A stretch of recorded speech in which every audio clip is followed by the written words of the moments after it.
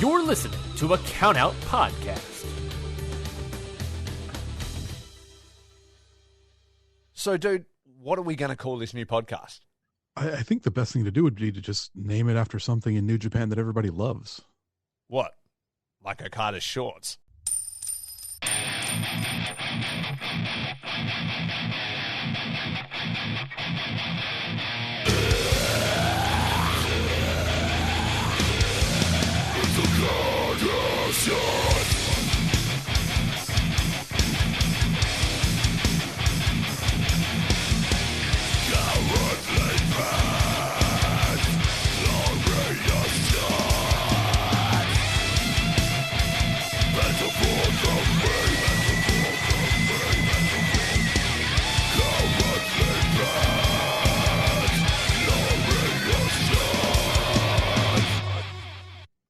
That's right. Time for a new podcast, Curtis. How you feeling about that? Well, I'm feeling pretty good about it, man. I mean, I like New Japan. You like New Japan, right? I like New Japan. So we're going to talk about it because we're friends who like to talk about wrestling, and we're going to talk about New Japan. So tell me about how you like New Japan. Well, before we talk about how much we like New Japan, maybe we should let everybody know what we're doing. Welcome, podcast listener. Welcome to Okada Shorts. It's a new New Japan Pro Wrestling podcast. That's Njpw. And, we're your hosts, the Kings of Pod Style, the International Wrestling Grand Prix, Curtis and Rafe. I'm Curtis. This is Rafe. Hello. How y'all doing today? Oh, now, so what were we going to do? We were going to explain to the podcast listener how we got into New Japan? Look, so the way this works for everybody is Curtis and I both do other podcasts. We kind of got thrown together when guest hosting the Super J Cast, and it went really well and people liked it. So we've decided to continue talking about New Japan because we like it. Because we have other podcasts and are real busy, this is going to be real freeform, man. So we've named it after the coolest thing in New Japan, Okada Shorts, and we're just going to talk about cool shit that we like about New Japan. So for this episode, I reckon we just give those people who are not familiar with us a bit of a background into who we are and why we like New Japan. And then we'll break down this sort of first round of the New Japan Cup. And then we'll be back just before the finals, basically. Anybody that wants to check out our last episode, well, not last episode, but we did a bonus episode on my podcast, Faces and Feels, which was called the New Japan Cupdate. That is Curtis and I sort of doing, that's like the prequel to this, right? Like that's the prequel episode to this podcast. It's like a proof of concept, really. Proof of concept. Well, there's basically kind of two prequels to this, because then you've got to go to the Super J Cast episode where we did our first episode together. Anyway, we'll put all that shit in the show notes. Don't worry about that. Everybody's episode can be their first episode. So this is just going to be a little bit of just us shooting the shit, because I don't think I even really know, like, say, your full story as to how you got into New Japan. So tell me about it. Do the podcast thing. I mean, I'll do the podcast for us. Now, the thing is, I think, this could be a great first episode. We'll make it a jumping on point for people. Yeah. We'll introduce ourselves. We'll say how we did it. Then we might talk to people who we know who don't know as much about New Japan. We'll answer a couple of questions, little newbie questions for them, and help some people to get into the company that we love so much. So that can be a lot of fun too. It's an episode 1 for everybody. You don't have to go and read the comic books before you see the movie, like Rafe was suggesting.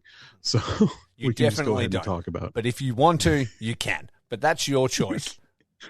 Exactly. It's not necessary. We would love for you to check out the episode of Super J Cast we were on. It was awesome. Anyway.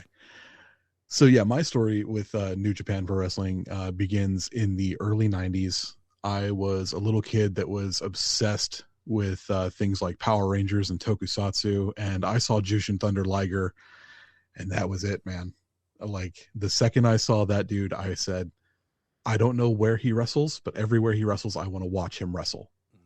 After that, on WCW, I saw Tenzan and Yuji Nagada and Masa, my hero Chono, and from there I was just hooked, man. I've kind of fell out with it in the mid 2000s ish.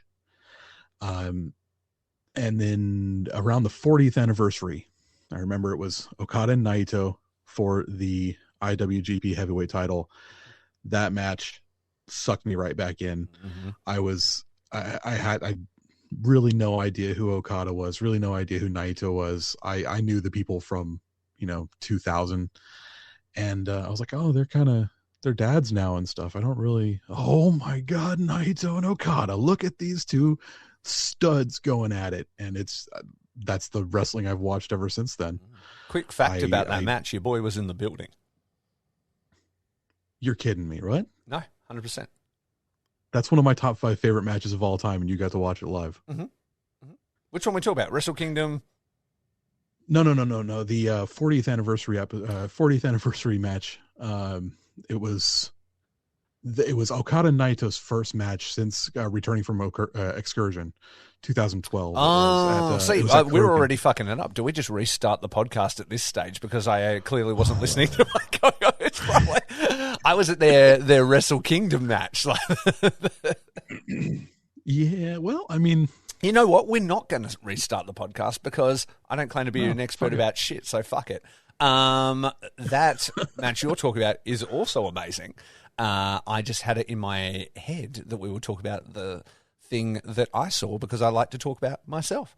So, sorry about that. Well, I mean, every time Naito and Okada are in the same ring together, they make magic. So, yes. I mean, you can definitely... Just pick and choose an Okada Naito match, really. It's amazing. Yeah, it's but I can 100% understand why that would draw you right in, And that's the thing that's so cool about New Japan as well is like the whole young line system and the investment they have in their talent, that you can go back and you can see them from, very young age essentially through their entire careers, One of my favorite things to do is when I go back and watch older matches is to spot the young lions. And you just look at little Hiromu with his little shaved head. Exactly. And they're like at ringside and stuff, big matches, they're like down and stuff. Because of COVID and stuff, you don't really see like the faces anymore, obviously, because they're, wearing the masks and stuff. I remember, seeing matches and seeing Okan and Hanare and stuff and Juice and Jay White and all these guys, like at ringside. It's a little bit harder to pick them now. One of my on my other podcast, the Smart Foundation podcast, I was reviewing my favorite G1 matches while the G1 was going on last year, and one of them was Masahiro Chono and Keiji Muto from 1992, and just looking at the people that were around the match, it was Dusty Rhodes was there, Inoki was there, Shinya Hashimoto was there. I think Tenzan was a young lion at the time, and he was there. Like it was just like spot the megastar. It was really cool. Spot the future legend. A fun game to play. So tell me, man. I have never really asked you this either. So we talk about you seeing Jushin Thunder Liger, on WCW and stuff. How did you even get into wrestling? So, oh man, that's a good one. Yeah, my dad is a straight up redneck, like just Georgia redneck, start to finish. Like he's one of those guys who's like, works all day, comes home, falls asleep on the couch watching wrestling every day. Right. So you just grew up with it. Yeah, I think it was built into my DNA. I was either going to get the wrestling gene or the NASCAR gene, and I think I lucked out and got the wrestling gene because I'm just not into NASCAR at all. Yeah, right. That's awesome. Yeah, there's two choices you can make, and I took the path less traveled by. So it's such a different sort of come up in wrestling than me because obviously I'm Australian and you are American. So for you kind of grew up with it in your DNA and it's on TV and your dad's watching it and things like that. For me, I didn't get into it like that. Well, it wasn't on TV, how did I discover it? So I remember at school, a kid had a wrestling magazine, like a WWF magazine. And you know how kids swap shit all the time? I had a paint marker. They're called a Posca. It's bright yellow. I swapped off somebody else. Cool for graffiti, I guess. I don't know. I was a little kid. I didn't care. And the kid wanted it and was like, I'll swap you my magazine. And on the front, there's Hulk. And I'm like, I'll check it out, something to read, whatever. And I got it, and I remember flipping through it, and there's like a full page like spread of like the Ultimate Warrior, juice to the gills, like losing his mind. And I was like, what the fuck is this? And then we used to go to our weekend, like weekly video store. We'd go on the weekends, and they'd do a thing which is like 7 weeklies for $7. And so once a video is no longer new release, it would be a weekly, which would be, a couple of bucks instead of $6. And so you get 7 weeklies for $7, $1 each, and you can pick whatever you want. And everybody would sort of, in the family, would get to pick something. And I remember seeing the cover for WrestleMania 9. And I said to my dad, can I get this? He goes, oh, yeah, that's cool. I used to like a bit of wrestling, when I was a kid or however. He had seen some. And so my dad watched it with me. And like by the end of that show, it's the Caesar's Palace one. It's outside, Undertaker coming in on a chariot, Bobby Heenan backwards on elephants, Shawn Michaels is there, Hulk and Barber Beefcake, all that kind of stuff. I was like about it. So every time we'd go to the video shop to get the weeklies and stuff, I'd get different stuff. I'm picking, Legion of Doom are on the cover, and I'm watching Survivor Series and all this stuff. So then I just started seeking it out myself because nobody I know knows about it. I don't even know who that kid was. He wasn't like a friend or whatever. And so we just started like finding it. I found the up-to-date WWF magazine in my local newsagent. So I used to buy that. Like my grandma, when she was alive, like when I was a little kid, she used to, whenever we would go to her house, we'd always go to the news agency. She'd get her, crossword puzzles and stuff, and she'd always buy me a magazine or whatever, or a comic book. And so she would just buy me the WWF magazine, like every single one. And so I would just read about it and read about Monday Night Raw and stuff, and then get into it. And then my dad started getting into it with me, and then by that time we're at Attitude Era, so like next thing coming out is like WrestleMania 13, and the guy's putting it aside for us as soon as it comes out so we can get it and, eat fast food, Hungry Jack's here, Burger King for you, and watch wrestling. And then, like everybody else, I got out of it when I was like in uni and in bands and, and things like that. And it wasn't until much later that I was flipping through channels and saw, I think it was Seth Rollins curb stomp Randy Orton through a cinder block. And I was like, what's going on now? And started. I don't remember cinder block matches. Yeah, I know, exactly.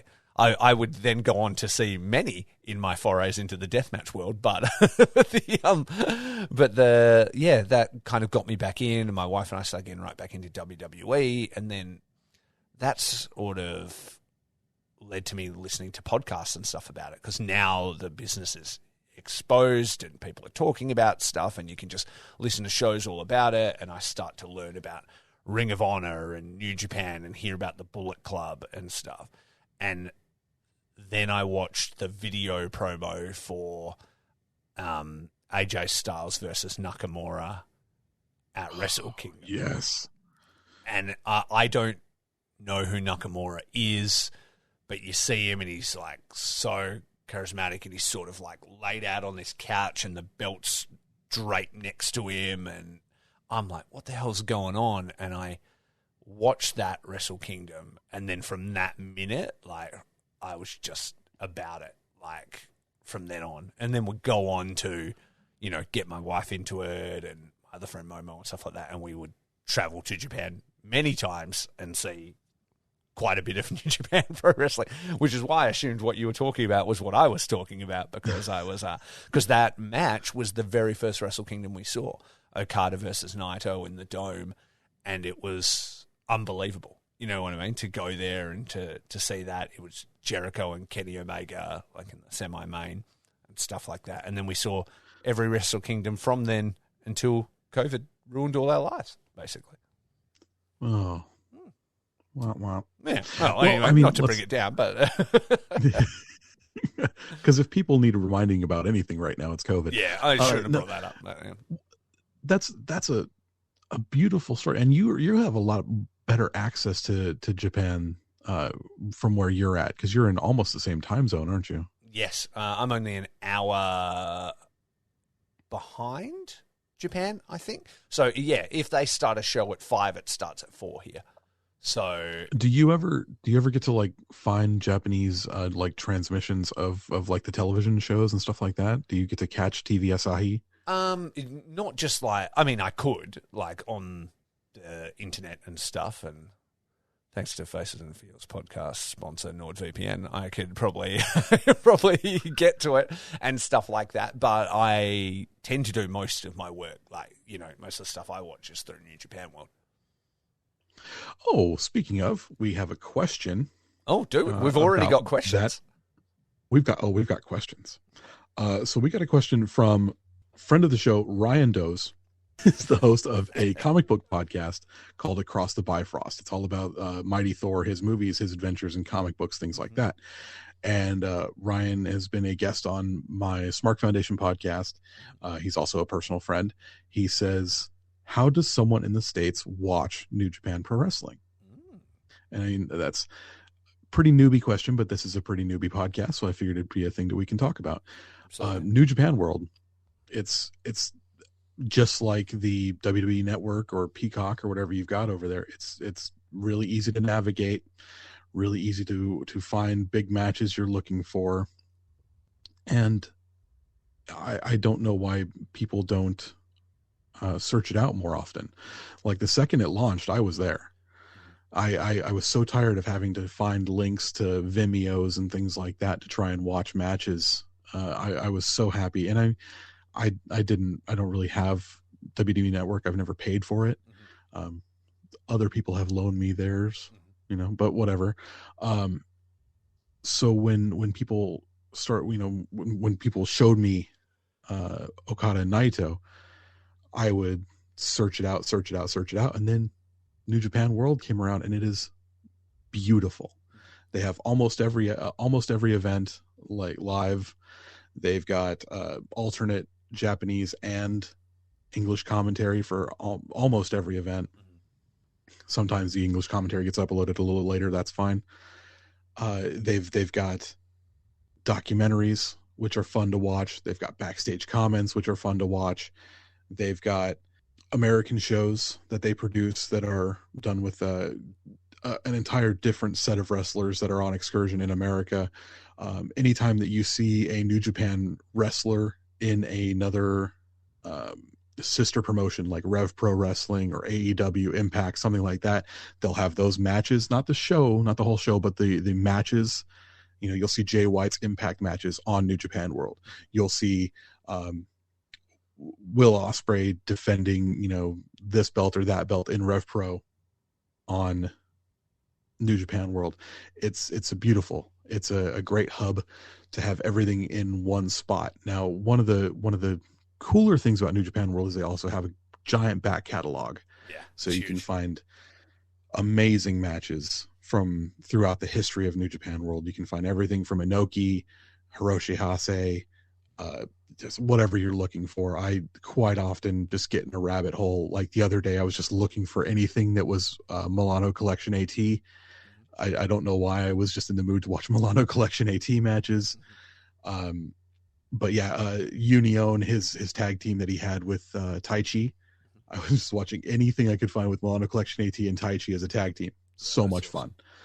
The breadth of New Japan's tape library is not on there. So unfortunately it is it's still being updated. I wish they would update a little bit faster, but there is new stuff added all the time, so it's not that big a deal. And if you're a newbie, it's got plenty for you to explore on there. And they're putting up like every new event basically, you know what I mean? There's a couple of like road shows and tour shows they don't put up, but usually that's because there's nothing super going on, you know. It's just a basic sort of multi-tag, you know, small town show and stuff like that. But they're constantly updating it, and it's really easy to use. Like when I first signed up to mine, I remember it being a little bit challenging because they sort of didn't really have like the English page and stuff. I had like a PDF with, you know, the instructions of how to sort of do it, you know what I mean? Where what the kanji meant to go to this spot and do the credit card, and and all that kind of stuff. But now, because there's like the English tab and everything, it's pretty easy to sign up as well. Yeah, 100%. Like if you looked at New Japan World when it first started, like you said, it was 100% in Japanese. I've got the Amazon Fire Stick, and they've got an app on the Fire Stick. It's like a smart TV app, so it's just one click and I'm on New Japan World. It's pretty fantastic. It's all in English. One thing about that is it's only on the Amazon Fire Stick, which is why I got an Amazon Fire Stick. But it's kind of crappy. I guess that in Japan, it's apps and smart TVs and things like that aren't such a big deal. Like people are more into terrestrial channels, like watching actual TV, than they are streaming services. Yeah. So it's not like people don't really care. But like if you're wanting to expand into a Western audience, this is the way to do it, man. Make your app of it more available. Exactly. I mean, there's definitely like things they can do to make it better. And they're definitely working on that content-wise, but it is like the same site that they've had forever. So it's maybe not as polished as some other ones, but hey, the content is there, which is awesome. And as far as English content goes as well, there's a ton of stuff like documentaries and extra stuff, because you also get like things like Farley's new documentary Lions Roar, which documents his dojo in New Japan, which is really his New Japan dojo in New Zealand is what I should be saying, which is really interesting, learning about those up-and-coming young lions. And then they also do the Strong Show, which is the American New Japan show that started quite humbly during lockdowns and stuff and has become really good as well. So yeah, I think Strong just started as a way to pay the people that were stuck over in America, get a couple of people doing empty arena shows. And about, what was it, episode 50, I think, they started doing live crowd shows. It's been a lot of fun since then. They've had a lot of big matches with a lot of really cool wrestlers, and I've personally discovered a bunch of wrestlers from America and from England that I've never heard of before that have shown up on Strong that I'm big fans of now. I really love Dirty Daddy Chris Dickinson. I think he's absolutely fantastic. And like, yeah, I'm super fan. Found him on Strong, and now I'll watch as many shows as I can with him in it. Like anytime he's on Bloodsport for GCW, I'm there. All sorts of stuff. I love Dickinson, and he's about to make his he was injured recently at a New Japan show in October, I believe, and he's about to make his way back soon, so I'm very excited for that. Yeah, absolutely. Chris Dickinson's an absolute weapon. If you haven't seen him before, like, check him out. He's a monster, dude. He's like every like badass 80s dude, like just rolled into one. He even comes out with Kurt Russell's tank top from Big Trouble in Little China. Yeah, like I think a weapon is the best way to put it. Yeah, just hard body karate man, like just ready to rumble. Exactly, and he gets it too. Like even like his sort of gear, I've heard him say before. Like those boots and stuff are literally, referencing Dr. Death Steve Williams. Like that's the vibe he wants to give, and that he definitely achieves. So that's killer. I can't believe we had a question on our first episode. Oh, we've got multiple questions. I did some homework. Oh my god! Yeah, okay, and prepared. Friend of the podcast, Sean Bratton, has asked. He just asked how they get access to English versions of the show, of every show. Like I said, on New Japan World, you can find they'll put up almost every show. If you're looking at the New Japan World website, it's got a breakdown of their schedule and shows that have happened throughout the month, and you'll see Japanese feed, English feed. Just click on one of those and watch them. The Japanese feed is sometimes a lot of fun to listen to because those guys go buck wild. Yeah, the Japanese screaming at the top of their lungs. Yeah, it is so much fun. It depends on the vibe I'm feeling. You know what I mean? For actual, aura and like feeling like you're there, like the Japanese feed is really awesome. But for general, you're wanting to get knowledge and the stories and stuff like that, Kevin Kelly and Chris Charlton do an awesome job on the English commentary. So you're going to get a bit of best of both worlds there.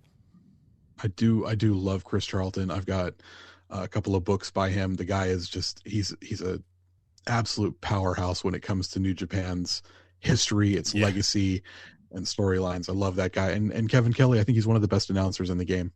100%. 100%. He's so good. So, one other thing that Sean has asked, he says, knowing nothing about the feuds or the wrestlers right now, how hard do you think it would be for a newbie to drop in? Not at all at the moment. It's kind of like, I mean, New Japan isn't super deep story-wise anyway. For the most part, it's pretty simple to follow. You know, it's mostly kind of sports-based anyway, so they're about, you know, being the best.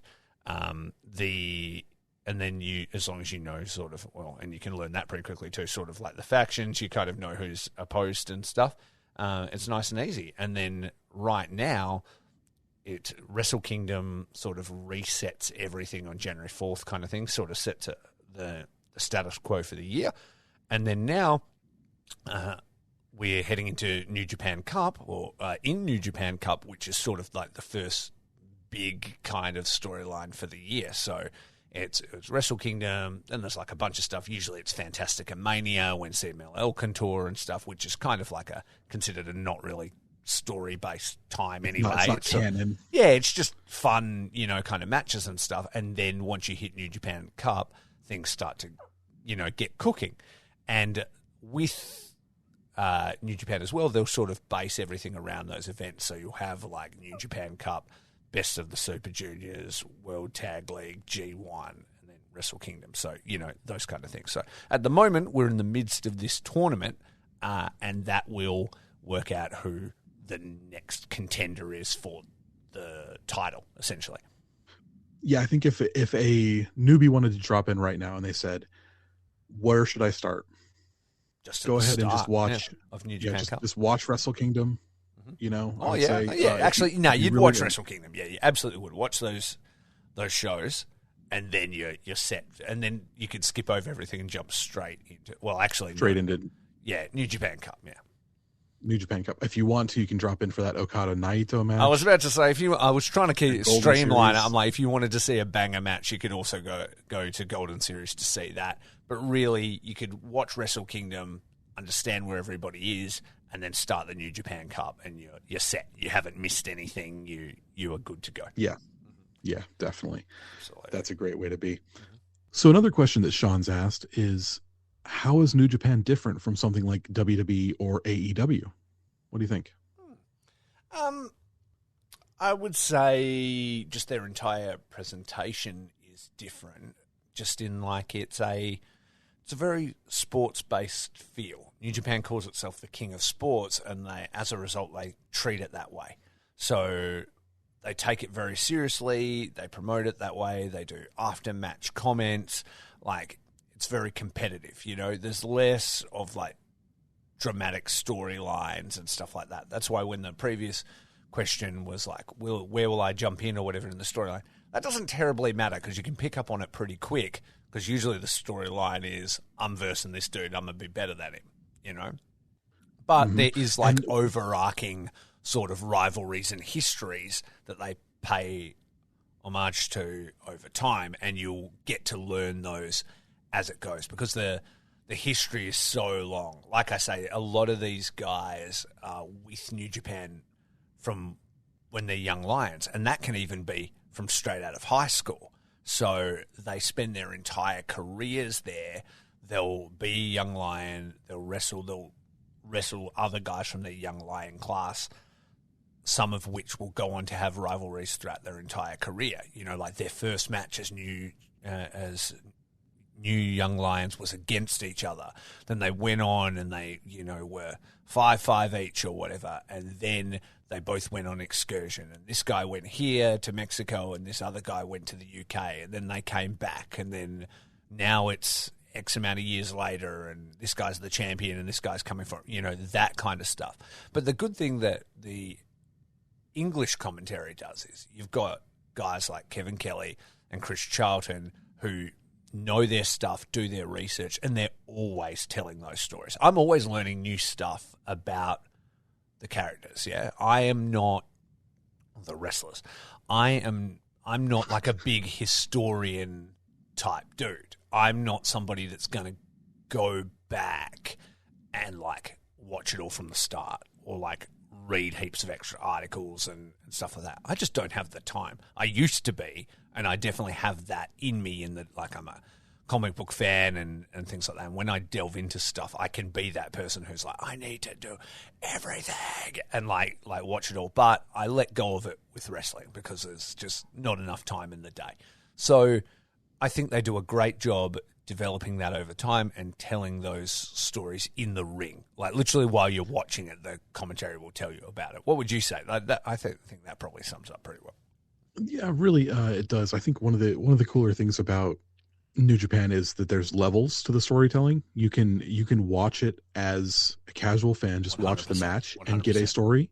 You can watch it and watch the backstage reactions and things like that, the backstage interviews, which are completely different from WWE or AEW's.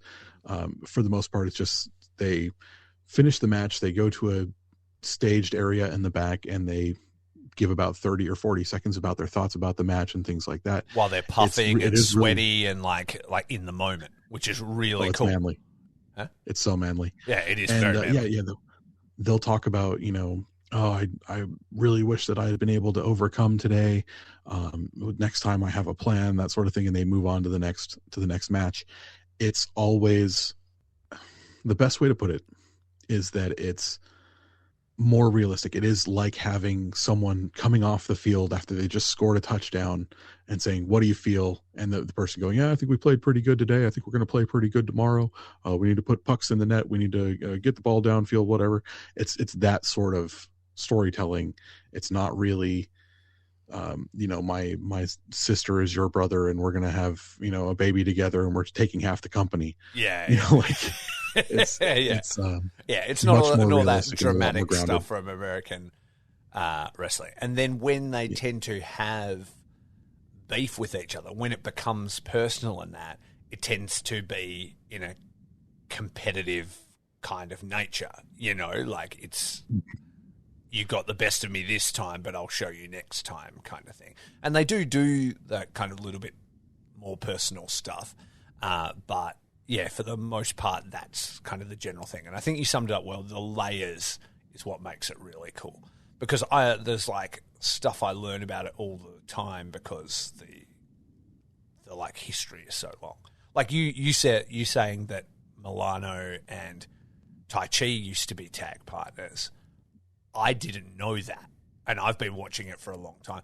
I know they constantly interact with each other, like Tai Chi's in the ring and he references him and blah, blah, blah. And there's all these little things. And I just thought that was like an ongoing, cheeky thing between commentary and the wrestler in the ring. And then to learn that they go that far back doesn't even surprise me, because of course they did, because their guy on commentary, Milano, used to be a wrestler. So yeah, exactly. It's super interesting. They were a really, really good tag team too. I was watching a match the other day with them versus Apollo Go-Go, Apollo 55, which is Taguchi and Prince Devitt, Finn Balor from the WWE. And tons of fun. Great match. But if you can find it. Exactly. So that's the thing, right? That's how I go back and I watch old stuff. There'll be a direct reference to something in the commentary, or a friend will tell me, and I'll go, oh, cool, I'll go look for it. But I'm not really the kind of person that will just go, I'm going to go all the way back and, start from the start or whatever. So you can get as much out of it as you want to get out of it, which is what's really cool. Mm-hmm. Yeah, it's so easy to get lost inside of those sort of rabbit holes, because with every story, every match tells its own story and it adds to a bigger story. So you're seeing like the roots of the tree and the branches and the leaves, you're seeing the whole arc. So, there have been some pretty huge narrative arcs recently in New Japan, like Naito becoming the double gold dash winner a couple of years ago, winning both the Intercontinental and the heavyweight belt, becoming the first person to hold both of them. It was this big, huge overcoming moment for Naito when he's kind of seemed like someone who was on the back burner at times in New Japan. There's been a great ongoing story recently between El Desperado, the current junior heavyweight champion, and Hiromu Takahashi. They came up as young lions together. Hiromu was a little bit younger. He achieved faster than Desperado once Desperado came back from excursion, and now Desperado's finally getting back to catching up to the same level as Hiromu, and some might say even surpassing him. So it's been really fun to see those two jockey for position for, the absolute ace of their junior division. People are talking about which one's going to jump to heavyweight first. Do they need to jump to heavyweight? It's been a lot of fun, and their matches are always different and always just intense as hell to watch. You've seen a lot of storytelling recently. The big one was Okada and Kenny Omega. They had a series of 4 singles matches over about the space of 2 years, and each one of them just added and added and added until they had what some people would say is the best wrestling match of all time. The 7-star match where Kenny Omega finally won the IWGP Heavyweight Championship. It's that sort of storytelling. It's not someone getting, you stole my car and that sort of thing. It's an intense level of storytelling that is told in the ring. Mm-hmm. It's not anything personal, except for the fact that you beat me and I want to prove that I'm better than you. It's so much fun to watch. Mm-hmm. Yeah, absolutely. The stories that they tell in the ring and the references that they give to their own matches and callbacks to previous matches to show how they've learnt from their, opponent's offense and stuff. He beat me that way the last time, and then this time he's got a counter for it and things like that. It really, they do like nobody else. And it's very rewarding to learn it.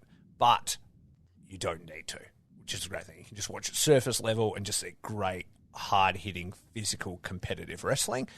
And then as over time, you'll just naturally, through osmosis, learn that. You're like, oh, wait, I watched the last time they versed, and that's how he beat him. But look at that. He was ready for it and had something else. And, they do a great job, man. They do an absolutely great job. It's the difference between New Japan's booking and American style booking, I think, is a leftover from how American style bookers used to book a territory.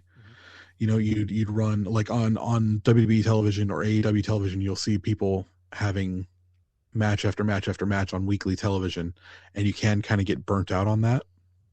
But that's just because that's an antique or a leftover from when they used to run that sort of booking pattern. You'd run it in North Carolina, then South Carolina, then West Virginia, then Virginia. That you're going all along that little territory, and you're running the same match every night, but it's a different audience every night. Yeah. And New Japan is still running like a traveling company, but what they'll do is they have, instead of having that same singles match every night, they'll have multi-man tags and things like that. So you can have 3 or 4 dudes per side. Each one of them has their own story with someone else who's on the other side, two different factions warring and things like that. And you'll get little interactions within the match that are always a little bit interesting. Mm-hmm. You might see a junior heavyweight pin a heavyweight, and you go, oh my God, where's that going to lead? Yeah. Or you'll see, this guy who's just a tag team wrestler might pin the champion, and he says, you know what? I just pinned the champion. I'm going to challenge for your belt now. And that's where you go on to the next, show. And it's pretty cool when that stuff happens, because sometimes it can come out of nowhere a little bit, and they can use it to set up. Like, you can skip all those tags, those Road to shows and things like that, but there will be little details when you watch it, I think an example I can think of with that, I don't remember if it was in a tournament or in a tag, but I remember Will Ospreay at the time was a junior, and he pinned the openweight champion. And I remember him, as the never openweight champion, got out of the ring. I remember Will, hitting on the belt that was on the mat, and he's like, that's right, I'm next now, kind of thing. And that began his sort of ascendance into the world of heavyweight. And so in New Japan, there's junior heavyweight, and then heavyweight. and they have separate divisions. You know, they'll do little crossovers in tags and sometimes in tournaments, like the current one we're doing now has both in it. But for the most part, they try and keep them separate. And what that does, and what even just doing the multi-man tags does, means that those special singles matches don't get worn out. You know, like they don't get constantly burned out. You're not tuning in, you're going, oh, I'm watching Okada and Naito again. You know what I mean? They won't touch for months, you know, like sometimes like a year. And there'll be top guys within that company that have still not really gone at it. And you're like, when is this match going to happen? You know, and they save it up. I'm still personally waiting for Will Ospreay and Naito. I think that they're going to have a banger someday very shortly.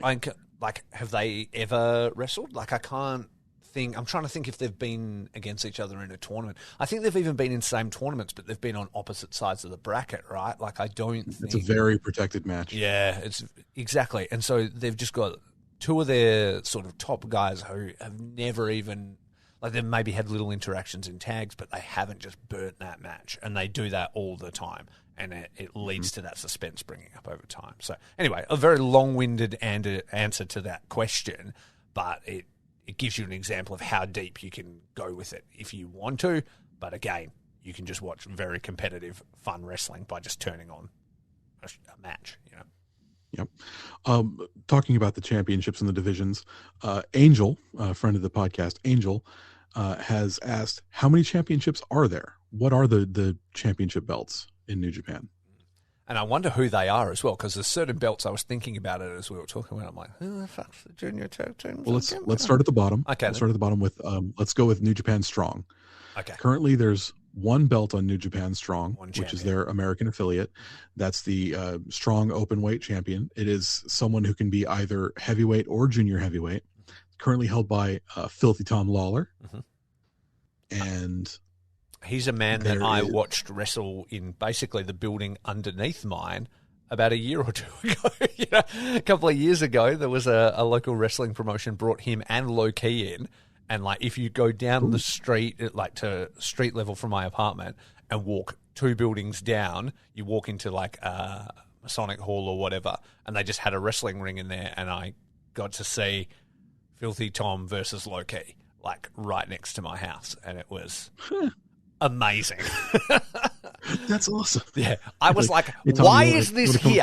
I was like, how is this happening? Like, it was insane. I don't know how they afforded to have them and they were there, but yeah, he would then go on to be on Strong and has been their champion for quite a time now with his faction team. It's been almost a year. Wow. Okay. I think. Mm-hmm.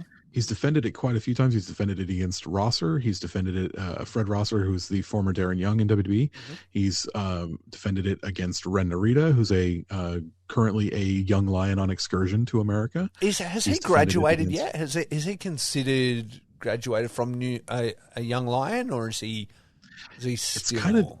It's a bit murky. Well, he graduated from the Japanese dojo to the LA dojo. Yeah, I guess. Right. Okay. I don't know. Yeah. Some of the other LA dojo guys have graduated. They've got some colorful outfits and things like that. Now, maybe we should explain the Young Lion system. Actually, we should do that. Okay, let's go. We'll go with reference Young Lion system. Let's go through the belts and then we'll come back to it. But yeah, Ren Narita's a little bit hard because he just dresses like Shibata, who dresses like a young lion. So you'd never know because he just wears the black trunks and boots. But we'll come back to that. So, Strong champion? Strong Openweight Championship. Yes. We go to the belts in Japan. We have the Never Openweight 6-Men Championships, which is a openweight championship, so you can be juniors or heavyweights. It's a trios belt. It's a 6-man belt. It's usually it'll be held by one faction. And they'll have that, those not interfactionary rivalries, but they'll rival with another faction, and it's just a way to make sure that you can add a little bit extra spice to those multi-man tags that are happening on Road to Sapporo show, that sort of thing. Yeah, and sometimes they'll do something like a gauntlet match, which will be like 6 different trios teams, and it will start with sort of random who it is. It'll be 2 teams, And then when one team beats the other, another team enters, which are really fun matches that I wish they would do more of. But, I mean, these belts can be pretty neglected. I mean, just until recently, they were, like, in Toriano's cupboard for, like, a year. Like, you didn't even see them on shows. The champions didn't even walk out with the belts. I was like, did they just, like, write these belts out of the show? And then suddenly they were back and they had, like, a huge run with the Chaos faction, you know, defending them and putting on heaps of cool matches. So... Yeah, that was a pretty baller tag team too. You had Tomohiro Ishii, Hiroki Goto, and Yoshihashi holding his first belt ever in New Japan after like 12 years. Yeah, and that was a really good tag team. You've got a bunch of beefy dudes. You got two beefy dudes, and Yoshihashi's strikes are completely underrated. Yeah, exactly. He looks very confused and nervous, but he's quite good in the ring. He just when he comes out, he looks like he's like, where did I park my car? He doesn't look like a wrestler. He looks like a dude who's just got a goofy like anime haircut, and like, you know, everybody else that's watching has the same body as he does, because there's really not a lot of definition or anything like that. He does not look like a wrestler, but man, he can throw a chop. I'll tell you what. He can. He's very underrated in the ring because of even if you see promo shots of him, if you just quickly Google his name right now, you'll see a very confused looking man. He doesn't look badass at all. But yeah, Yoshihashi's come a long way. He was utter trash for a time, but he's really applied himself and kind of won over the hearts and minds of a lot of fans. After the who are the current champions? Do you know? Is it House of Torture? Is it the Hot Boys? It is House of Torture, the Hot Boys. Yeah, HOT. It's Sho and Evil and Yujiro Takahashi. Okay, yeah, cool. No worries. So, yeah, that is... they've sort of been put on that faction, and they will keep that going. So I guess the next step then, I don't know if it's in order, but since we're in Never, is then the Never Openweight Champion. That belt was sort of designed to be an open weight belt that anybody can challenge for. It sometimes is, but mostly it's kind of considered like the strong style belt, like the big tough boy hard hitting belt. At the moment, is it held by Evil? It is held by Evil currently. Hot has like all of the Never stuff. So if you don't want to watch House of Torture, you can never watch their matches and never see these titles. But but I don't know, they've been improving for me. Yeah, Yujiro Takahashi's match against Naito was pretty good. You were right about that one. Exactly. We'll come to that when we talk a little bit, but that sort of won me over a little bit towards them. Then what's after that? So after that, I think the next belt up would be the U.S. title, Big Red. Mm-hmm. So the Big Red. Yeah, I have a photo of myself holding that on this wall right here. When I met Cody, he let me hold it. That was pretty fun. That was... I feel like they invented that title, like as they were starting to expand into US and wanting to do more US shows. I'm pretty sure they sort of just invented it to give Kenny Omega a belt. It was a consolatory belt for Kenny Omega for sure. Yeah, exactly. Because they're like, this guy is like one of the best wrestlers in the world, and we need to put something on him, but he can't be the champion right now. And also, as we do more American shows, we'll have a title, for the American people.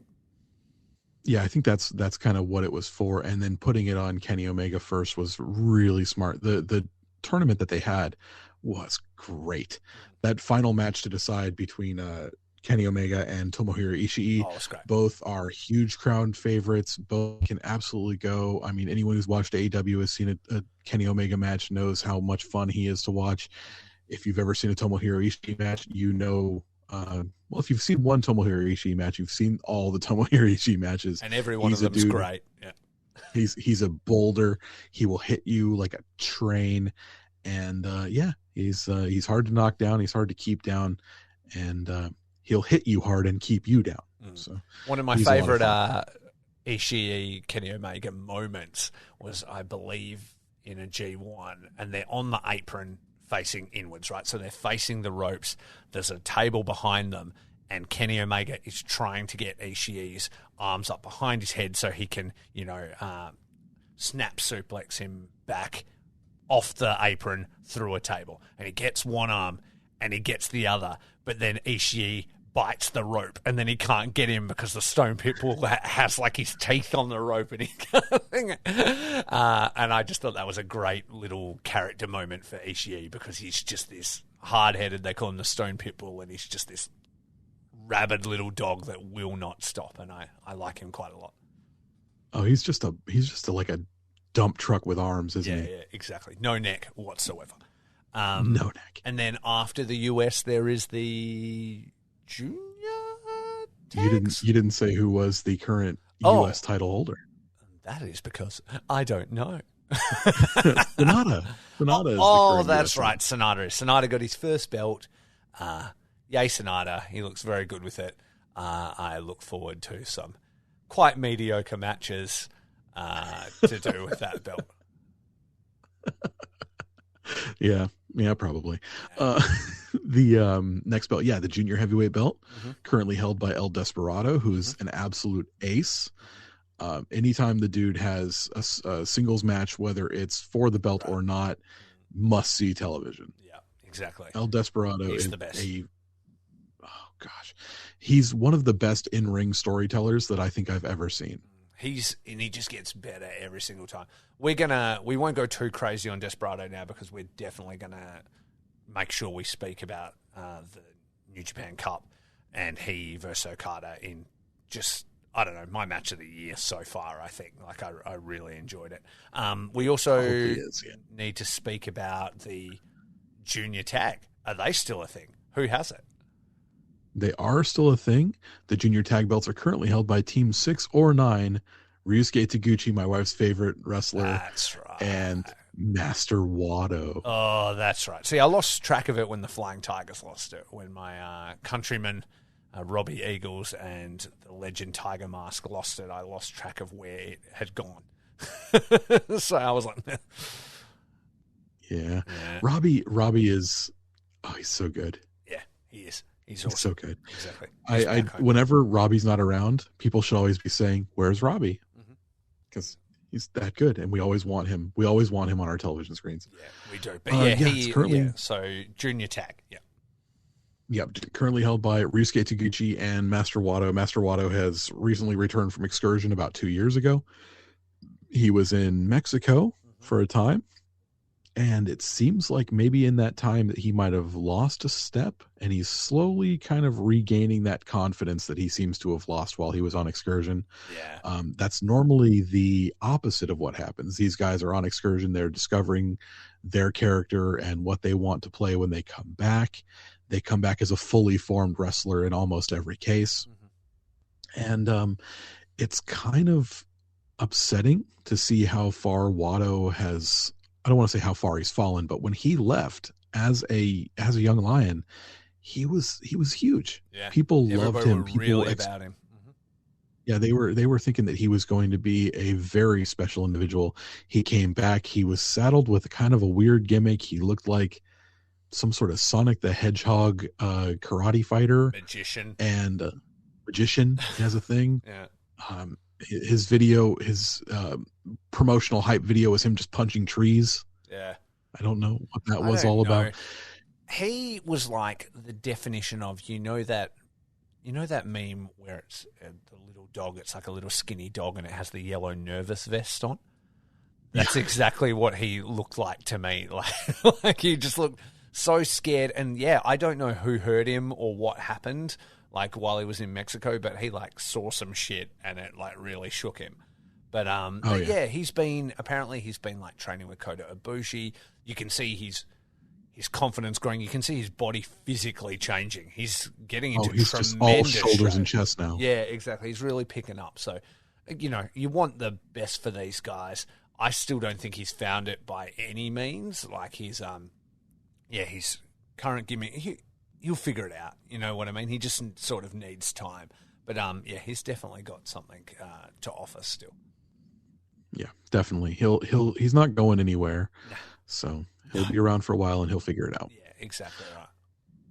Then we go to the IWGP Heavyweight Tag Team titles, which are currently held by?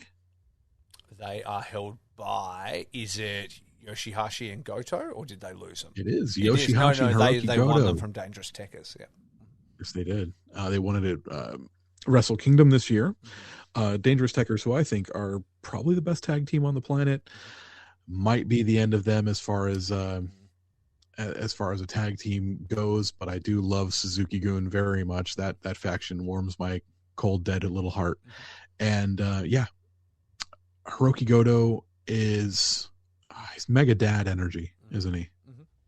He's someone who you just want to look at him and go like, let's go have a catch, pop. Yeah. That's what everybody says about him. And yeah, he's kind of like, an honorable samurai warrior kind of thing. He's had like a pretty sort of glorious past, but never really got to full champion status. And it's always nice to see him with a belt, and he always works hard. And then Yoshihashi has been like an underdog for a very long time. Like we said, very sort of lost, but now they seem to have really found a rhythm like together, which is cool.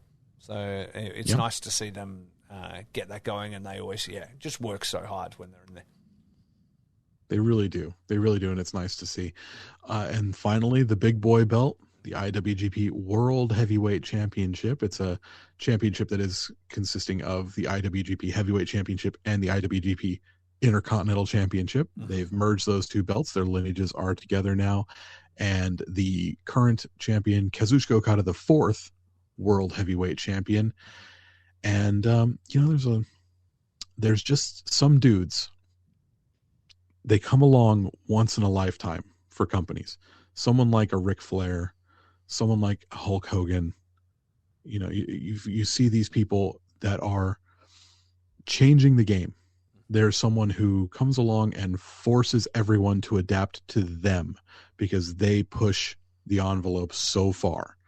Kazuchika Okada is that wrestler. Yeah. He's the best in the world. He's my favorite wrestler on this planet. I can't possibly throw enough flowers at Kazuchika Okada. We named our show after him. Yeah. For God's sake. He's an absolute unit. He's 6'3", about 240 pounds, movie star good looks, cocky, arrogant charisma, and knows how to build a match. The workmanlike attitude that he starts a match out with, kind of smiling, getting everything going. He's feeling himself out, and by the end of the match, you're screaming when he hits his finishing move, the Rainmaker Lariat. You're out of your mind.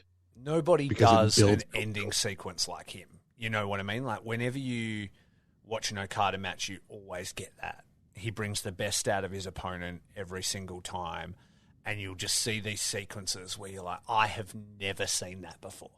Like the way that was countered, the way that was done, and not just like him doing it. Like, I can't believe that person countered Okada's offense in that way. You know what I mean? That's how he's thinking about things. That's how he's approaching things. And yeah, I truly believe he is like the best wrestler in the world. He's absolutely, and he's still, young, and he just has this like amazing attitude, and he just puts on banger after banger, and it's no wonder he's the champion again. And he reinvents himself too. Like there was a time just recently where people were sort of down on him because after he lost the titles, he sort of changed up things about himself. He changed out of his glorious shorts into his pants, and he had like, different hair and tomato pants. We hate them. Exactly. We hated him. But like it's almost like, and I'm pretty sure he did because he seems really aware of what he's doing. It's almost like he did those things on purpose. The same as the Rainmaker Lariat, his finisher had become, like the thing. And so he stopped using it for like almost a year.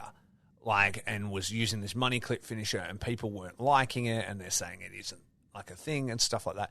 But it feels like he did that on purpose to rehabilitate the Rainmaker, because when the Rainmaker is a one-shot kill now. Yeah, again, exactly, because it had been tied out. So when he did that, when he brought that back, it was like game over. Everybody lost it in the same way that everybody lost it when he returned to the shorts. To the shorts. Exactly. Yeah. that's the thing about Okada. Like you said, he's got such a mind for himself, his character, and his ability. And you see other people that try to do the Okada finishing stretch, and like the one example that I always think of two people who are not Okada trying to do the Okada finishing stretch. There was a match between The Rock and John Cena at a WrestleMania, and they tried to do that finisher dance that Okada does, and it just really looked like Rock was trying to go for the rock bottom. John Cena was trying to do his Death Valley Driver. Yeah. And they just countered that into that move to that move to that move to that move to that move to the same move over and over and over again for about 5 minutes. And it just became laughable. Yeah. Because they don't understand how to build that finishing sequence. Mm-hmm. And it's not just the finishing sequence that he does. It's the workmanlike attitude that he starts every match with. Mm-hmm. He just looks crouching in the corner, holding the rope, looking at them, like all that stuff is all part of that. Yeah, he will watch you.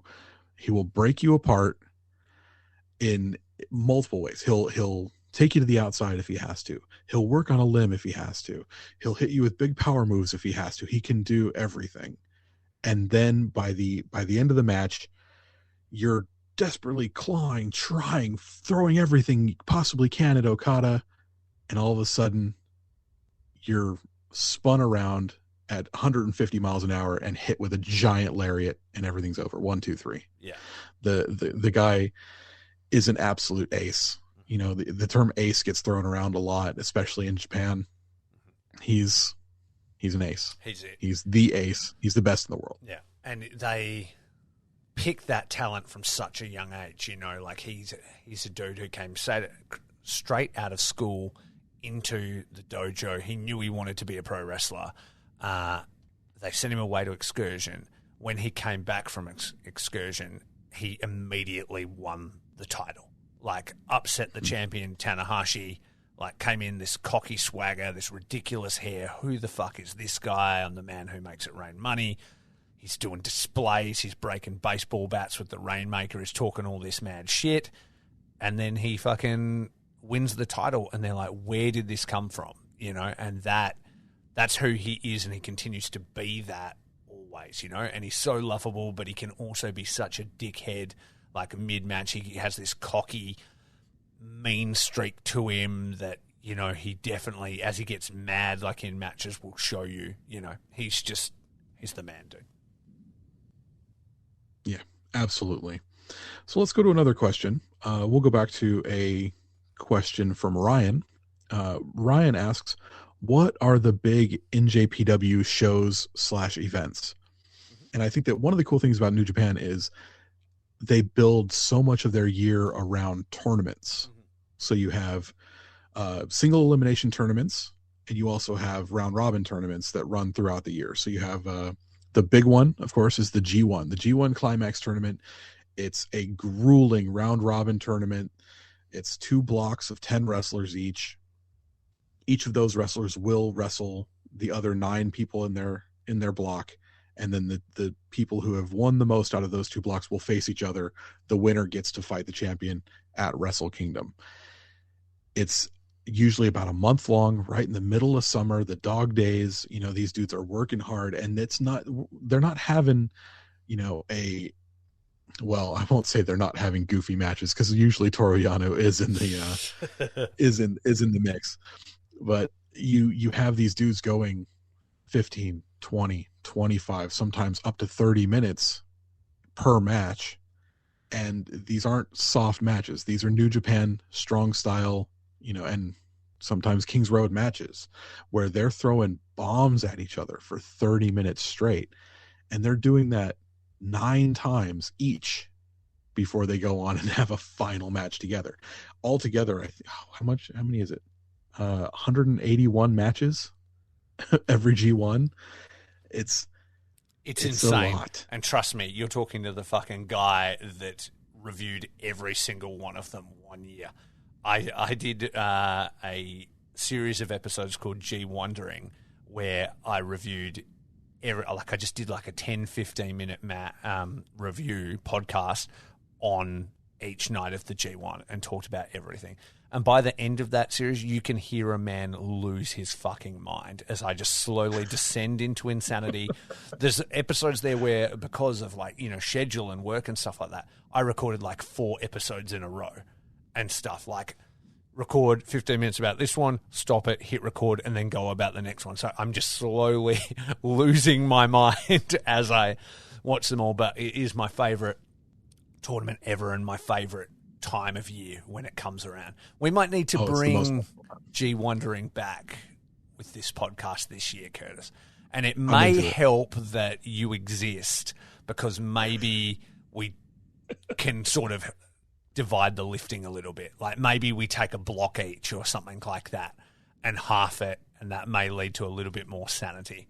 If we try and do every single one together, I think we would die. We'd probably have to go Curtis does block A, I do block B, and it's alternate episodes sort of thing, and then meet for the final. Something like that. I'm super into it, dude. My guy meets your guy. Maybe we get invested in our individual blocks, and then we end up with our contenders at the end.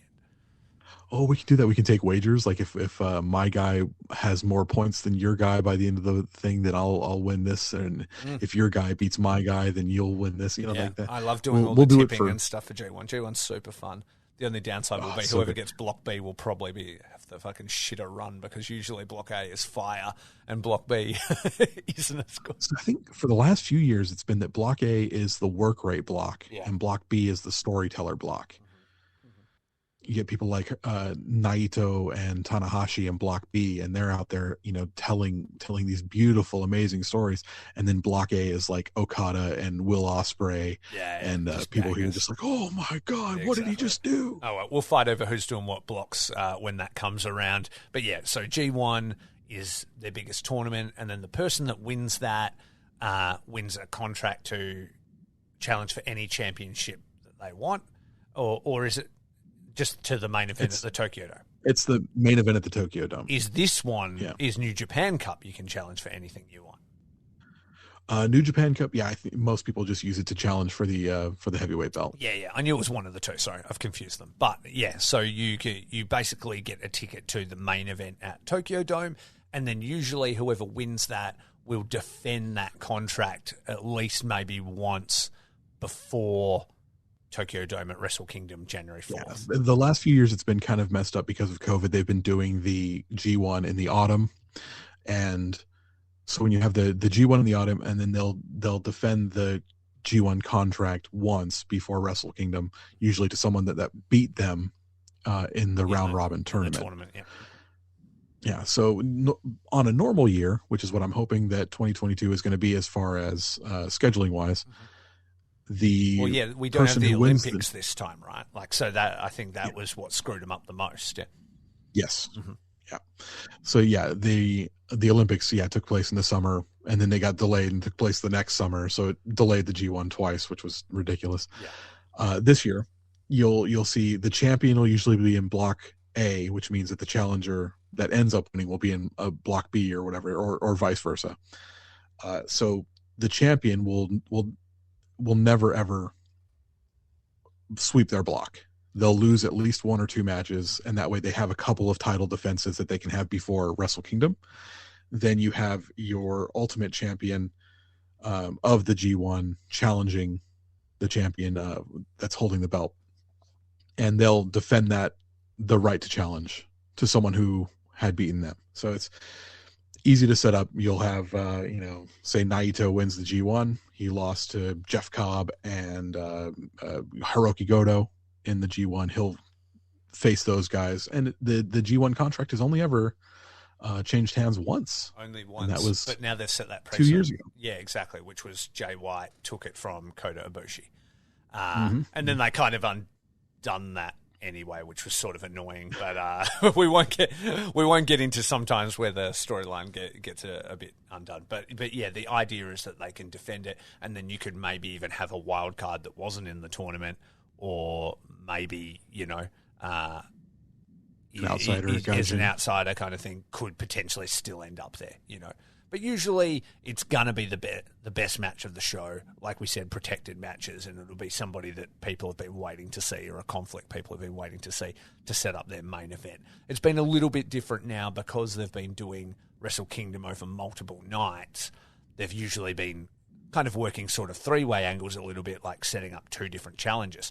So it gets a little bit messy in that your G1 winner is automatically going there, but then there needs to be some other strife to set up some other person to be there. I don't hate the idea, and I'm just thinking of this now, so, I'm just going to stuff up a question and keep talking. I would not hate it if the New Japan Cup winner also had a right to challenge kind of scenario. You know what I mean? Like the two main tournaments, set up your two guys. But I suppose then you've got a long run, and if anybody gets injured and stuff, it can stuff up that booking pretty far out. Yeah, the New Japan Cup taking place in March, where Wrestle Kingdom takes place in January. You got a 10-month wait till your next able to challenge. I think people will just be like, no, thank you. I'll challenge at Dominion or something. In exactly. The summer. It doesn't really make sense, and that's what it usually sets up. So. But yeah, anyway, with creative storytelling, they can make it work anyway. I prefer Wrestle Kingdom to just be one night if it was up to me. It feels special. Yeah, so would I. It sucks having to call off 2 days at work. It's actually pretty fun when you're there, though.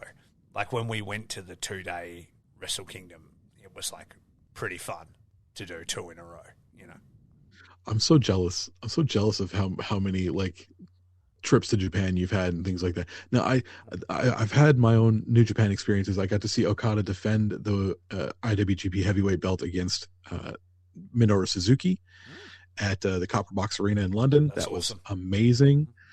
And probably one of the best matches I've ever seen live. And it was definitely one of the best matches I've ever seen live. It was a great experience altogether. It was an awesome birthday present from my wife. But man, I would love to go to the Tokyo Dome someday. Actually, I want to go to Karuken Hall as well. Yeah, it's one of the best wrestling venues.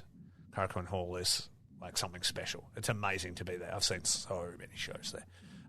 New Japan, Big Japan, 01, DDT. I've seen them all there, and it's it's special, and it's as magic as it looks on TV. It's such a for anybody who hasn't watched it, for anyone who's not familiar with New Japan yet, Karuken Hall is a venue right near the Tokyo Dome, which is just basically a ring surrounded by seats. It's their most commonly used arena that they use, and it's just legendary. It's got these fun balconies, and people hang signs about their famous their favorite wrestlers from it, and it's just awesome. And that's been hosting wrestling events for 60 years now. Yeah. So longer than New Japan's even been around. Yeah, exactly right. It's just iconic. So it's really good. The other place I want to see is I want to go to a show at KBS Hall. Which is seen that? Is that the Dragon Gate one? The one with the stained glass? Yeah. Oh, it's so gorgeous. Mm-hmm. Yeah. And, gorgeous place. It turns every picture into an instant work of art in a wrestling match. Is this giant stained glass it's unbelievable. I've never gone there, but I would love to get there.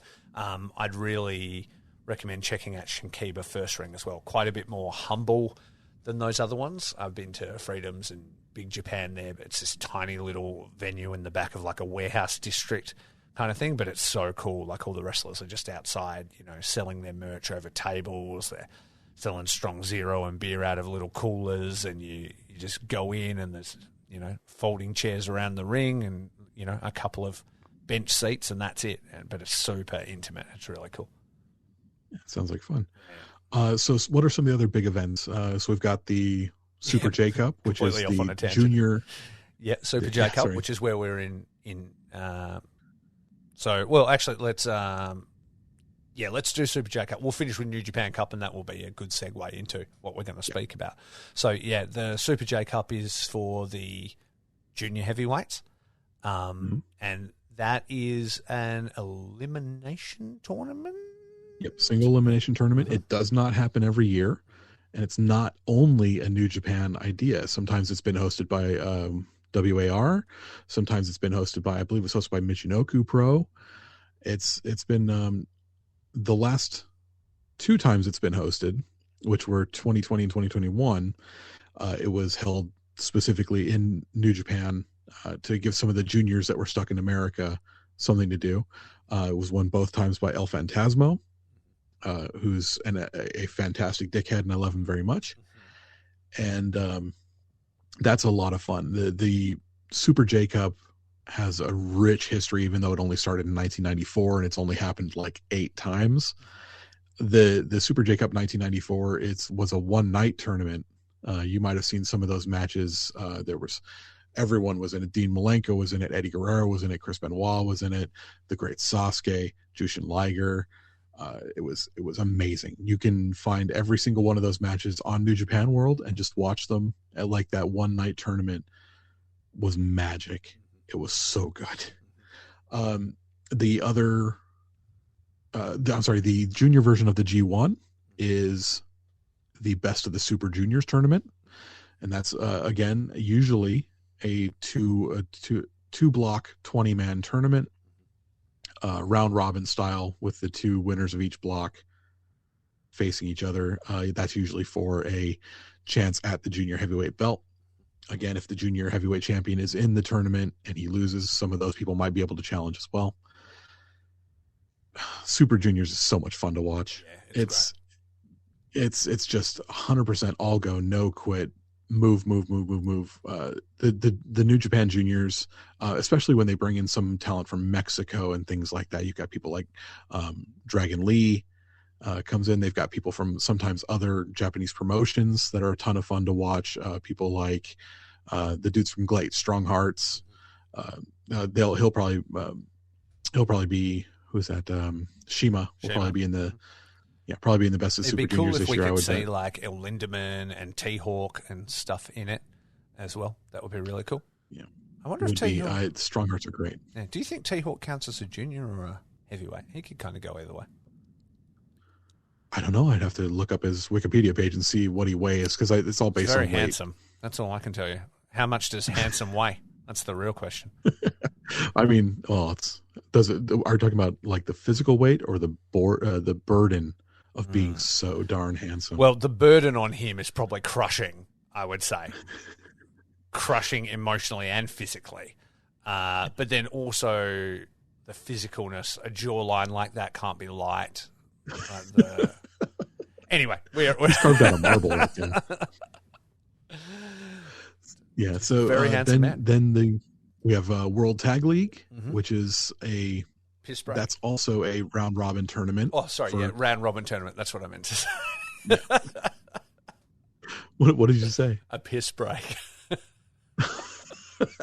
Yeah, that's when everyone takes a break between the G1 and Wrestle Kingdom. That is usually what happens. And you know what? I never want it to be, because I love tag team wrestling.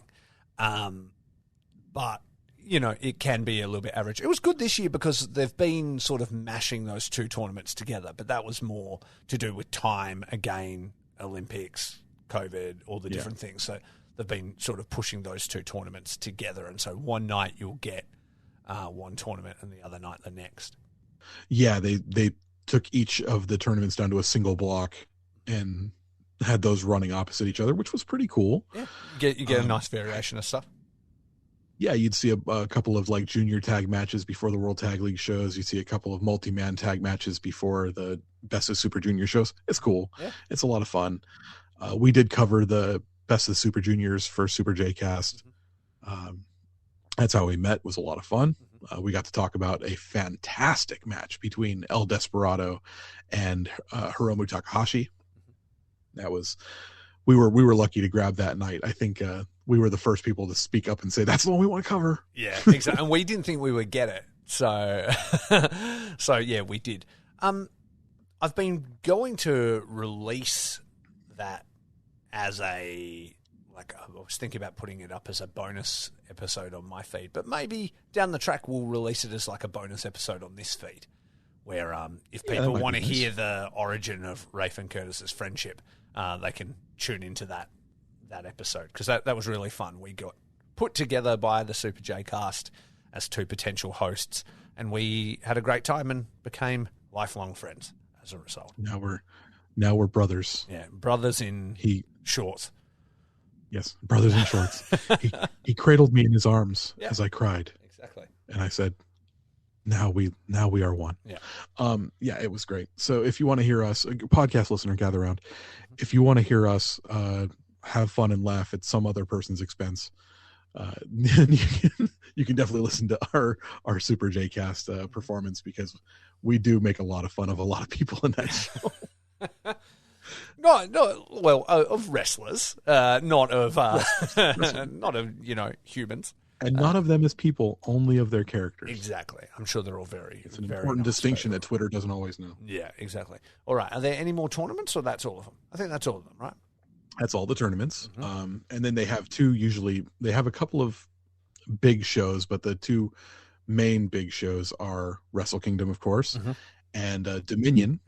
Dominion is like their SummerSlam to the Wrestle Kingdom WrestleMania. So in a venue that I would love to go to, Osaka Joe Hall is a beautiful venue that I would love to see Dominion. When we were regularly going to Japan, we were always going in winter, so in January, and Dominion's like in the summer, so it didn't really work out with our travel schedule. But I would love to go to a Dominion. Yeah, it'd be really nice. It'd be nice to get to Japan at all, wouldn't it? It would, especially for some of the gaijin wrestlers. Yeah, exactly right. We will be there at some point. We'll do it. We'll both end up there. At the same time. We will.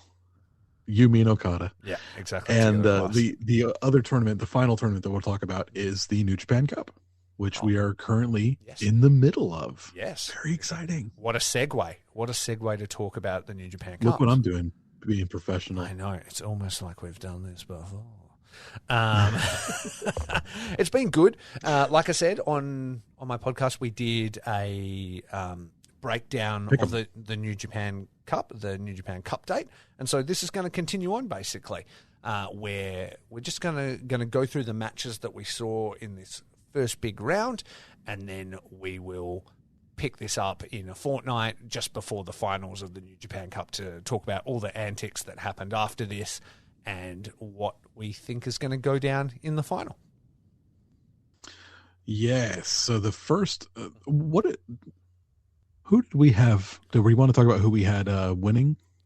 Yeah. So one thing that we talked about in the original Cup date was we didn't do like a serious pick'ems or break it down. We just went through all the matches and chose our best case scenario, worst case scenario. So how accurate they are, I'm not sure. But our current best case scenario winner is Jeff Cobb, and our current worst case scenario winner is Sonata. So they're what we're looking at the moment. On this particular night of March 2nd was the first round of the New Japan Cup, and it opened up with Seema versus Taka Michinoku. What did you think of Seema getting into like a singles match for New Japan here? I like it. I think Seema's someone who's very versatile. He's someone who can show up with his trio, Strong Hearts, and they can always impress. He can also impress as a singles wrestler. People have seen him all over the place. He's performed in AEW. He's performed for New Japan before. He's performed in England. He's performed in Mexico, I believe. The dude's been around for dog's age. Yeah. And him and Taka, I mean, they're both veterans. Easy to say veterans. I mean, they're both world-traveled veterans. And they put on a pretty good match. Taka can't really fly like he used to, but he can still work a very good match. He worked a kind of like a ground style submission, like Yave match, which was really cool. Shima is still much more. He's much speedier than Taka is at this point, so he was able to kind of still pull out all the stops while Taka was there to catch him. So it was a lot of fun to see Taka try to ground Shima and watching Shima kind of overcome that. It's a good time. Exactly. And It is Shima, isn't it? I feel like last episode I was calling him Shima, and then I was listening to other stuff and people calling him Seema, and then I second-guessed myself and thought I had it wrong. Is it Shima or Seema? I think it's Shima. I think so, I want to say Shima. Yeah, exactly. I'm very not Japanese, so let's lean into Shima for now. I thought it was a good, fun, competitive match. Taka had been gone for a while amidst a whole heap of scandal that we won't really go into. But long story short, he doesn't really win matches anymore, and Shima pulled out the victory. Yeah, Taka actually. So Shima had Strong Hearts at ringside, didn't he? He did. And Taka had some of his JTO boys. Yes, some of the young lions from his out, Just Tap Out promotion. Yeah, exactly. He didn't bring out any of the Suzuki-gun guys. No, he brought out people from his promotion, JTO, which was, I think, if you're a young lion and you're a young boy working for one of these lower promotions, and they want to bring you out to watch a New Japan show where you can sit and learn from those big wrestlers, yeah, jump at that opportunity. That's really cool that he was able to do that for them. Absolutely, and yeah, kind of interesting that this sort of first match was from two guys that aren't sort of technically full-time New Japan. Yeah, we were expecting maybe a couple of more visitors or gaijins for this tournament. We didn't really get them, but we did get Shima, and I think that the Strong Hearts were a very good pickup. I would also look forward to the biggest Strong Heart. I'm not sure if he's still affiliated with them because I haven't seen them together in a while, but Shinjihiro Irie is awesome. And whenever I've seen them as like a four-man unit in tags and stuff, has been absolutely crazy. I saw one of the coolest sequences of like in this four-man tag, Strong Hearts versus like four DDT guys, like in a live show where they just murdered this one guy. It was just like tag in, and as they just systematically destroyed this person in the finish, So he hasn't kind of popped up yet along with the other three, but it would be really cool to see him with them. That would be awesome. Get him into the heavyweight division. I look at him along the lines of like Shingo Takagi is how high I sort of hold him as a wrestler. Yeah, seeing him inject into the heavyweight division would be bonkers. Yeah, super good. Shingo Takagi, dude's on fire. Like he was the wrestler of the year last year easily. Yeah, he's so good. Second match from the New Japan Cup, first round, first night. Tomoaki Hanma in a losing effort against Yoshihashi. Yes. Now, I don't have a lot of good to say about this match. If you would like to take over, I know you have a soft spot in your heart for Tomoaki Hanma. If you want to go ahead and... So maybe that's more what the conversation is about here, because, yeah, this wasn't particularly great. I think Honma can definitely have good matches. We've seen him have good matches even as recently as against Hiromu. But yeah, this wasn't exactly electrifying, Honma's kind of getting on a bit in age. He broke his neck not that long ago, and he's come back. So as a result, I sort of worry about him just in general when he's in the ring. But yeah, there's not really much to say here. Yoshihashi won because he's like a tag champion, and that's kind of the way it's going to go. I was sort of hoping that Honma would maybe squeak one out because there was the potential for him to have more interesting matches past Yoshihashi, but they didn't go that way. So, it was okay. It wasn't really okay. It was just So, yeah, whatever. On to the next one. After that was Yuji Nagada versus Hiroki Goto. Now, this was another one I would have liked to see an upset by one of the dads. I really like Nagada.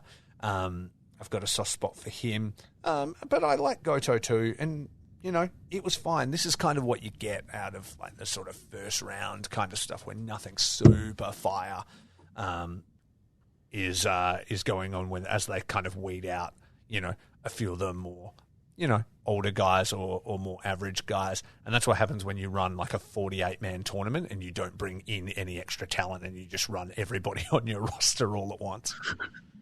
I think they kind of needed to do that. I don't know why we expected so many outsiders to be in for this tournament.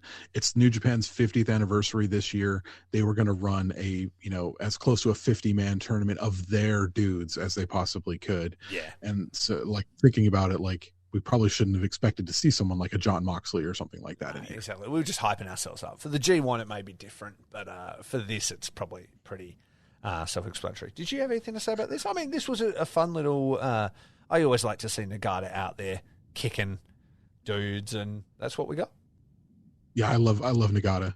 He's one of my dudes. He's my part of my boys stable from way back. Play WCW versus the World. I used to play as Yuji Nagata. So like, I love Yuji Nagata, dude. Like, I wanted to see him continue on in this tournament, especially because the next round would have had him facing Dick Togo, and I would have liked to have seen him rip Dick Togo's arm off and beat him about the head and shoulders with it. But unfortunately, that's not what happened. Instead, we're going to get Goto versus Togo. So, yeah, that's a lot of fun. That's going to be a match that will happen. After that, another match happened. Goto versus Togo, and I say, oh no. Yeah, exactly. We'll see how it goes. Hopefully, he just whoops the ever-living shit out of him. It'd be good. After that was Toggy Marcobay versus Jeff Cobb. I didn't get a total bump counter going on this, but I was actually pretty impressed by Marcobay in this. I thought he brought his working boots. Yeah, it was about 5 minutes in before he actually took his first flat back bump.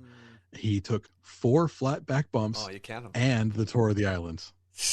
There you go. So that Tour of the Islands was hard way, though. He didn't have a choice about that. Oh, yeah, he went up. Cobb was going to lift that motherfucker whether he wanted to or not. So. Yeah, exactly. Yeah, exactly. But it happened. We kind of maybe suspected that Cobb wouldn't win because Marcobay didn't want to do any work or any bumpies, but it worked out. And so Cobb, our guy that we are hoping will win, got through to the next round from there. Cobb has really turned himself around. We used to refer to Cobb as the slob because we were so bored with everything he had to offer, but he's come so far in where he is now, like in his. Did you used to call him the slob? Used to call him the slob for, and like I used to like him, PWG, things like that. I was into it, but there was a time in New Japan where he was pretty boring. He wasn't doing anything cool. To New Japan, yeah. When he first came to New Japan, it was not wasn't fantastic. No, he wasn't used to running like 25-minute matches and stuff like that. He was feeling it, and so if you're my wife and friend, so if you're Amy or Momo and you don't watch anything else but New Japan and you're used to the work rate of a lot of these guys, and then suddenly this guy comes in and he's not doing that and he's just doing some lifting and he doesn't look like he can keep up and stuff, you can understand why they were so harsh immediately. Because they're like, why do we care about this guy?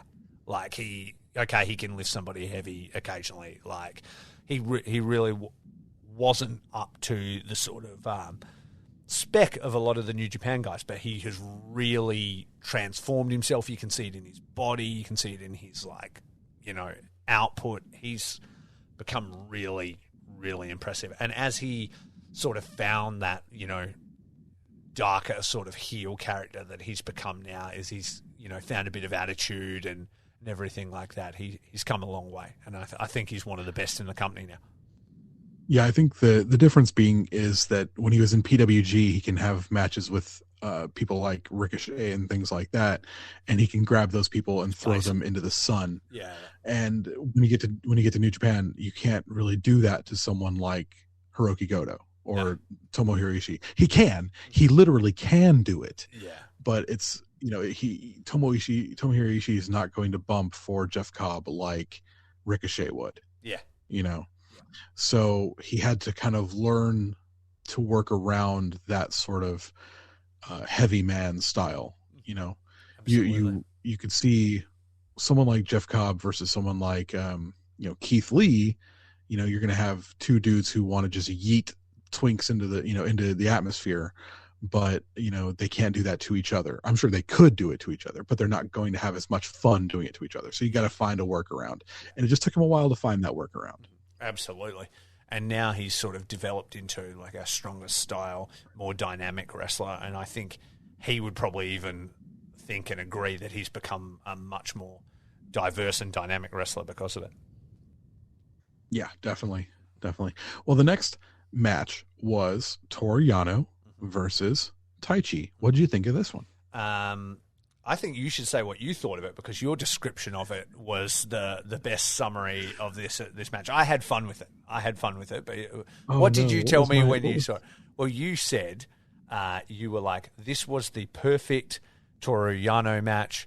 It was nice, fast. It was under 5 minutes, and Miho Abe was there. Was your description of that, and I think that was pretty accurate. I had fun with it though. I always I'm not one of those people that hates on Yano matches. I'm one of those people that he always does the same joke and does the same thing. So I'm like, that's the joke. And as he continues to still do the same shit, it gets funnier to me, because I'm like, that's the point. Oh no, he's going to do it again, sort of thing. So if you don't like that kind of humor, you won't like it. But I quite did like it. I like the big dumb bag. I was hoping we'd have like a Darby Allin spot where he just gets, full Farouk Dominator in the bag, but that's not the way it worked out. And Taichi won, which is what I want to happen. So good. This match was two huge personalities. Yeah. So you've got Toriano, podcast listener. If you're not familiar with New Japan, this is for newbies. Toriano is a comedy wrestler. He's someone who has a pedigree with like Olympic style wrestling and things like that. But for the most part, he's, yuck. He's got a bunch of like little gimmicks that he does where he'll like tie your shoelaces together outside the ring so you can't get back in before a 20 count. Or he'll, in this match, he pulled out a big old bag made of tarpaulin and like something you'd clean up the leaves with your dad in the yard. And he like put it over Taichi and tried to like, I don't know, roll him up or something like that. Yeah, and then, exactly. Yano's afraid of the dark, so when Taichi put it over Yano's head, then and it's not just a little bag, it's not like a grocery bag, or it's a full, like it covered down to his knees. So like there was some work that these guys had to do in this match to make this look smooth at all. And Taichi is someone who can be a goofy comedy wrestler. He can also be a very serious like Kings Road style wrestler where he's taking pumping bomber lariats after lariats after lariats just to land one shot back at you, and he's got Miho Abe with him, which is always a plus. If you feel like podcast listener, please Google Miho Abe and enjoy. The thing about this match is these guys play well together. They played well together for 5 minutes. They made me chuckle a couple of times, and then it was over. Trying to watch a 27-minute Yano dog collar match. That ain't the move. No. That ain't the move. Got to keep it 5 fun minute Yano and match. fast, and it's like a night off for the guys in the tournament, and like everybody has a bit of fun, and it's good to go. You know what I mean? Yano's yelling at stuff. He's pulling off turnbuckle pads. He's trying to tape people up. He's just trying general antics, and then usually the match will be good or not in my eyes, depending on how the opponent handles that. You know what I mean? Because he's always going to be consistently ridiculous, and then it's how creative his opponent can be as to how it works, and they'll either get outsmarted or they won't. So in this case, Taichi I will give honourable mention to the part where Taichi's whole gimmick is he wears these tearaway pants, and at like the end of the match when he's going to do his big kick, he like rips them off and he spins them, and then he like lines up and he does this big head kick. In this one, he's about to grab Yano, and then Yano tears away his pants. And so Taichi's immediate reaction is to cover himself up like it's a cartoon or something. Like, he's taken off my pants. It's I wasn't ready. I wasn't ready. He was like, and like covering himself like he's naked, which is really funny because his whole thing is he always tears them off. Like, so it was, they turned it into like this dumb thing, and yeah, it was fun. I enjoyed it, and I'm glad Taichi's on to the next round. I love Taichi. His trunks are always just like a little bit too small for him. Extra He comes from like he comes from like the Randy Orton like school of trunks where they're just a little too small. Yeah, I used to always enjoy Don Callis on commentary talking about like how small the trunks were like every single time. Next up, after that, though, who'd we have? We had my girlfriend, Hiroshi Tanahashi versus Yo. Listen back to previous episodes that I've ever talked about New Japan and why Tanahashi's my girlfriend. But it was like a good competitive match where Tanahashi gave Yo a lot, you know? It was a story of like a young dude who's trained with somebody like Tanahashi for his whole career, like learning from him and doing his best to overcome him. But in the end, Tanahashi's a heavyweight and he cuts the bullshit and he wins physically. You know? Yeah, Tanahashi is, when you look at Tanahashi, you can think of someone like a Shawn Michaels or a Bret Hart. You know, he's that level of ace for the company. He's someone who is at this point a little bit older. He's on the downslope of his career, but he's so special. He's someone who was able to carry New Japan for years in some of the darkest times that the company's ever had, and we're still seeing very high level matches from someone who literally hasn't had knees for like a decade now. Yeah, he bleeds New Japan, man. He was the Okada before Okada. He helped make him, you know what I mean? Like he is just, he's when I first got into New Japan, the people described him as like the John Cena of New Japan. And I didn't really kind of get it. And it took me a while actually to sort of love him. You know what I mean? Because I was like, oh, he's a little bit slower. And, you know, I hadn't really seen like the right matches and stuff. But over time, when you just see his heart and his energy and like how much love and effort he puts into the company. And then when you see him do stuff like when the company needs him, just like drop weight, become a weapon again and enter a G1 and just have these crazy matches, or Wrestle Kingdom comes around and we're going to have a hardcore match for the US title against Kenta. I shouldn't give a fuck about that, but this motherfucker's jumping off ladders through tables, like just going sick. And he doesn't need to do that stuff, but he'll just die for the company. You know what I mean? And I've seen him a few times live. He's hugged me live one time, which was amazing. He's just one of the best to ever do it, you know, and he deserves all the respect in the world. So I love seeing him move forward in this tournament. I always want to see him do well. And I love as well that, like, you could put the title on him tomorrow, you know what I mean? And nobody'd even be mad about it or angry about it. When all the stuff went down with the Elite leaving, Kenny Omega and stuff were leaving, they needed a transitional champion. Fucking put it on Tanahashi. You know what I mean? Everybody loved it. I was in the dome. Everybody knew that Omega was leaving and was going to lose it, but just like Tanahashi just goes out there and gives you a banger. And I got to see Hiroshi Tanahashi win the IWGP title in the Tokyo Dome. And I never thought I would get to see that. I thought all that time was past and I was there in like third row from the front or whatever it was with all the people around me. This little lady next to me had all her Tanahashi stuff on and things like that, and her husband and the family and stuff, and they were just going crazy, man, because it would have been, you know, their guy for their entire life, you know, like, because he's been doing it so long. And it was so, I was jumping up and down with her and stuff like that, and it was really special. So just a vamp on Tanahashi real quick so people understand as they go forward in the tournament. That's what he means to that company. You know what I mean? So, yeah, Yo did really well against him, and they've been slowly building Yo now, which is nice. It's been very slow, but they're starting to do stuff with him. And, yeah, Tanahashi gave him a lot, but in the end, he had to move on to the next round.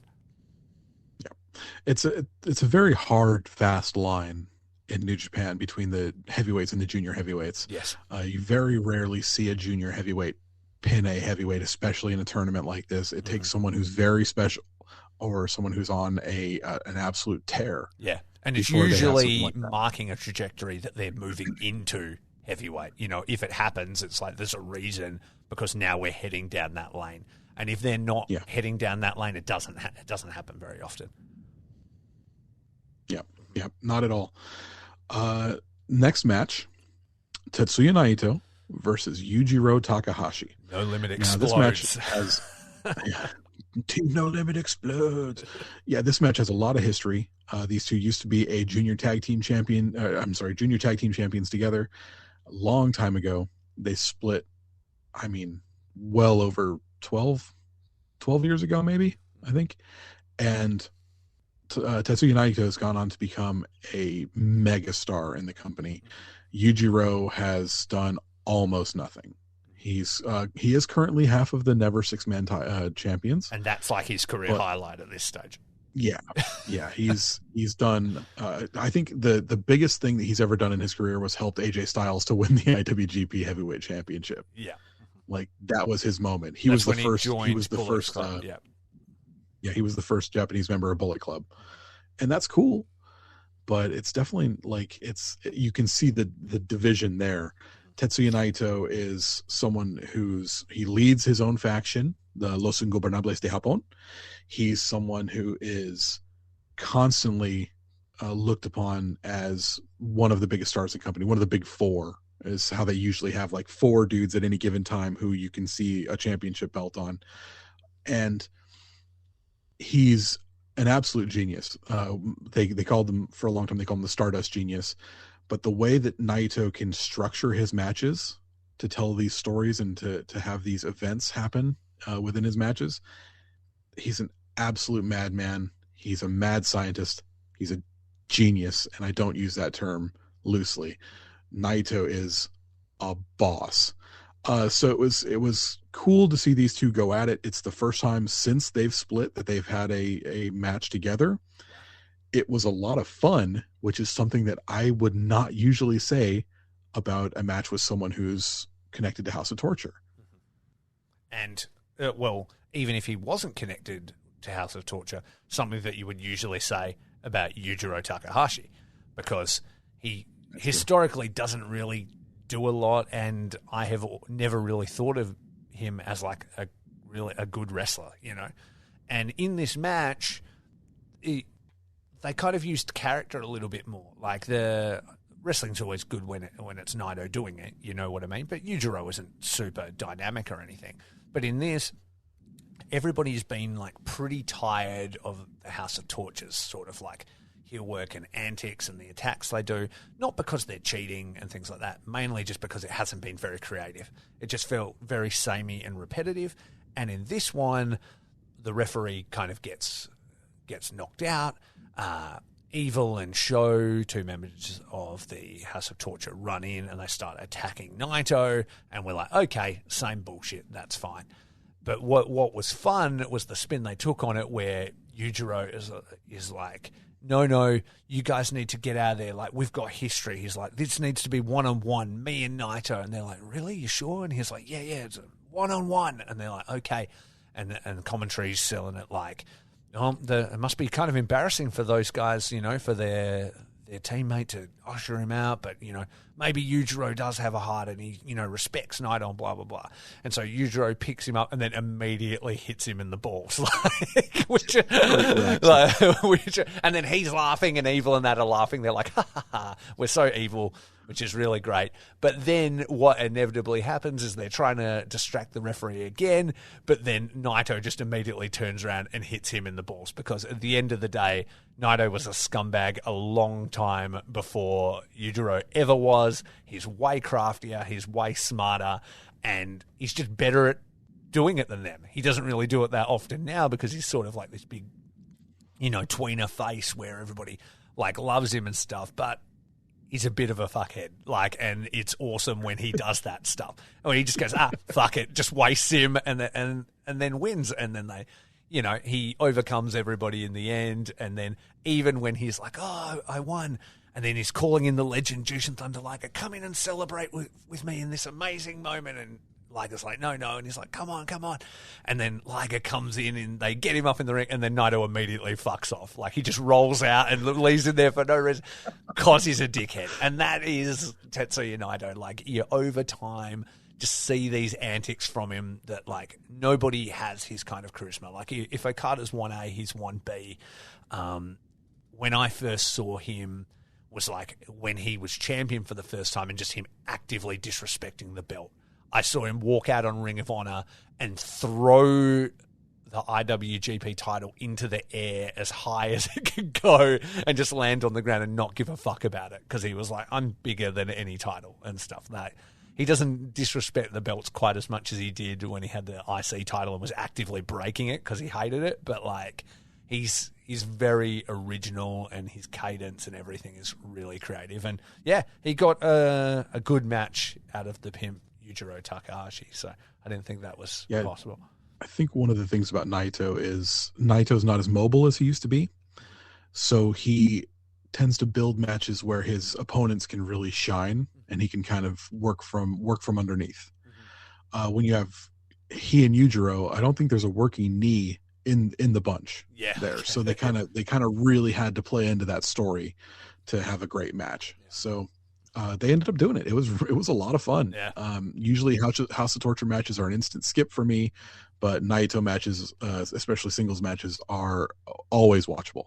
So I was glad to see that Naito was able to overcome the House of Torture bullshittery. Yeah, especially since like they always throw in some real big upsets in these tournaments as well. So I was like, this will probably be the one where House of Torture interfere in the same way that they always do.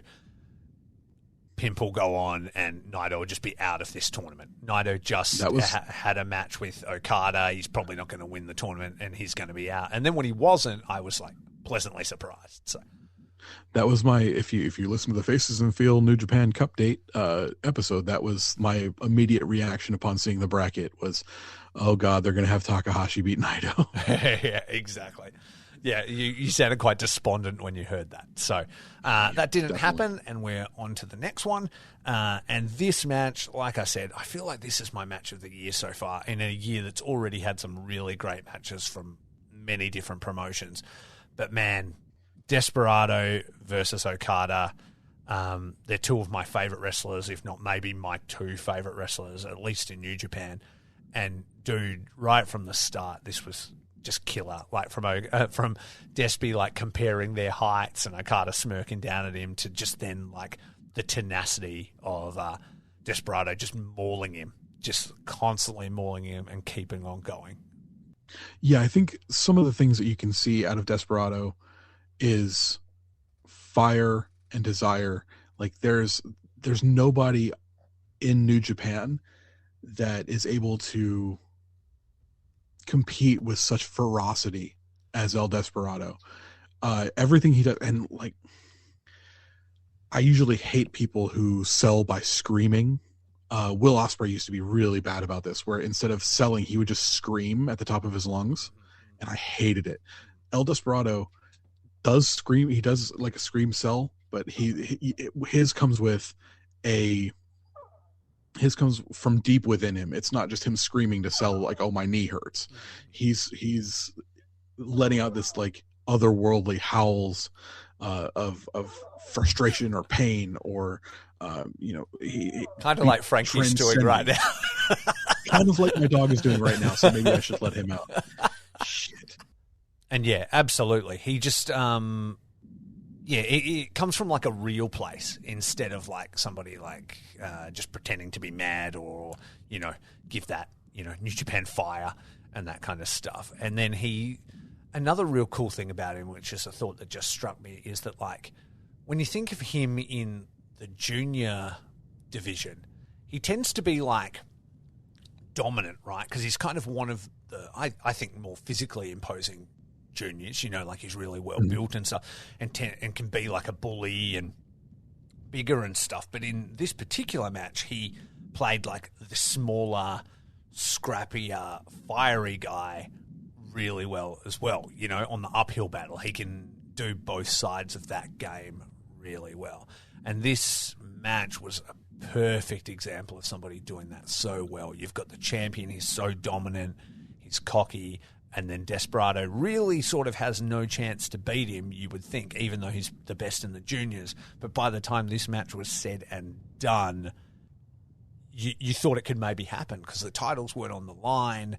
It's the New Japan Cup. It could be an opportunity to, just get Okada out of it, give a rub to El Desperado, and like something could happen, And when you get to like that ending sequence and stuff, it almost felt like that, I couldn't even believe where it ended. I thought it was going to end quite a few times before that, It gets to that point where Okada's got him in the money clip, and he's what's that part? Yeah, I'll tell this part first. Yeah, so he's got him in the money clip, and he's basically dead, and it's a complete wrap. But then Okada's like, nah, fuck this guy, because he's like so pissed off at him. And so then he physically picks him up and like makes him eat a Rainmaker and then eat a Rainmaker. But then next, when he goes for it, he's gone too far, and then fucking Desperado's countering it. You know what I mean? And then there was an entire other section of match that kept going, you know, interchanges and stuff. And that's what we were talking about those finishing sequences from Okada, where then it keeps going, and it almost feels like in the end that Okada's lucky to win, you know, where at that point, because he was sort of being cocky and he was like, this little fucker's been giving me like a right one, I'm going to show him, he ended up sort of, his hubris almost sort of cost him, because Desperado was never going to stop coming. Yeah, Desperado, like I said, the fire and tenacity for him, and the fact he's never intimidated. No. You've got like Desperado. I mean, he was 6 inches shorter than Okada. He's given up. It's got to be 50 pounds or something of weight differential, and he just went in there and was like, I don't give a shit. Eh. Desperado just like, radiates like confidence. Giga Chad energy. Yeah. Mm-hmm. You know, he's so cocky, and you know, we say Okada's cocky, and Okada is cocky, like to the point where he's basically a tweener or a heel at some points, and can play that really well. Desperado, you love to see him come out and just walk around, strut around the cock of the walk, like he knew he had no chance of winning. He didn't care. He slapped 10 shades of shit right out of Okada, and it was amazing. Yeah, and he's just working those legs, working it. One of my favorite spots is Okada's so famous for that big drop kick. Bang, claps his hands, jumps as high as a man, you know.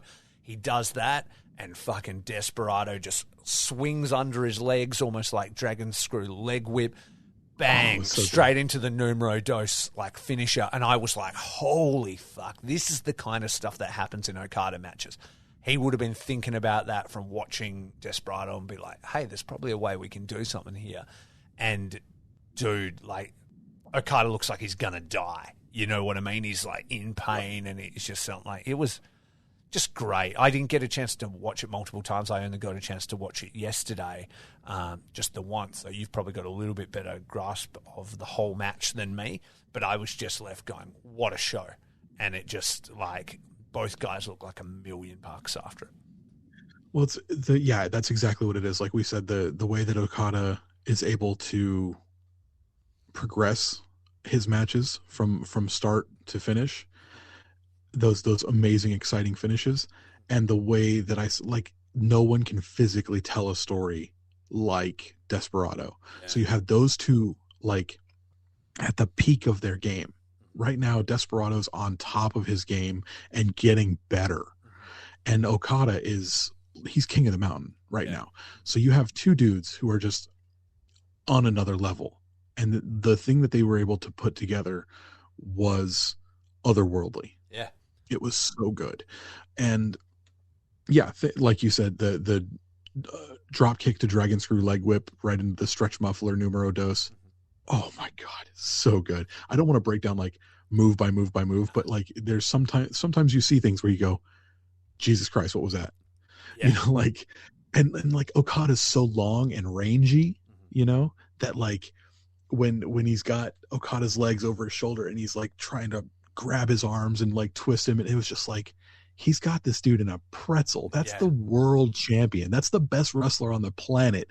And Desperado's like working it. Wrapped him up into a tiny ball.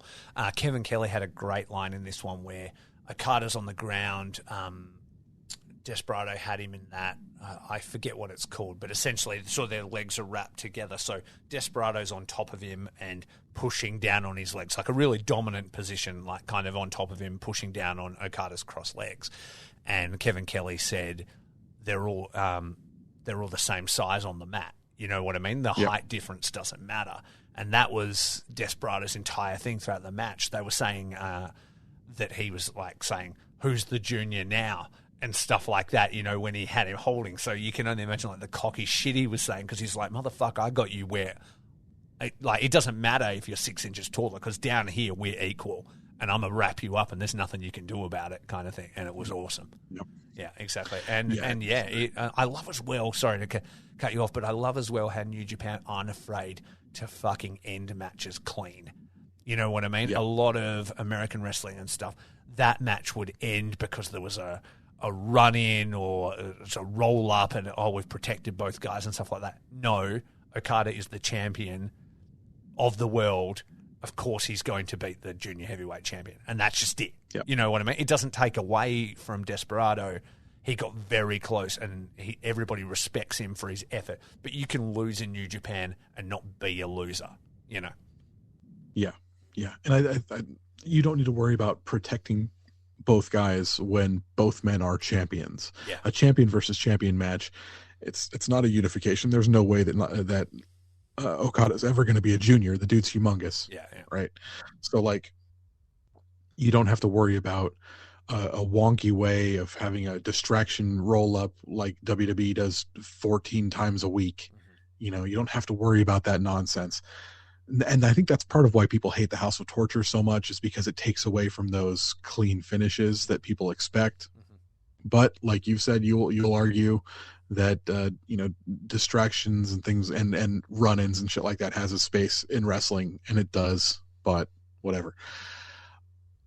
The people tune into New Japan because they want to see the best versus the best, and they want to know who the best is. Mm-hmm. And that's what was proven here. We had the best junior in the world right now, some people think, and they had the best wrestler in the world right now, definitively, bar none.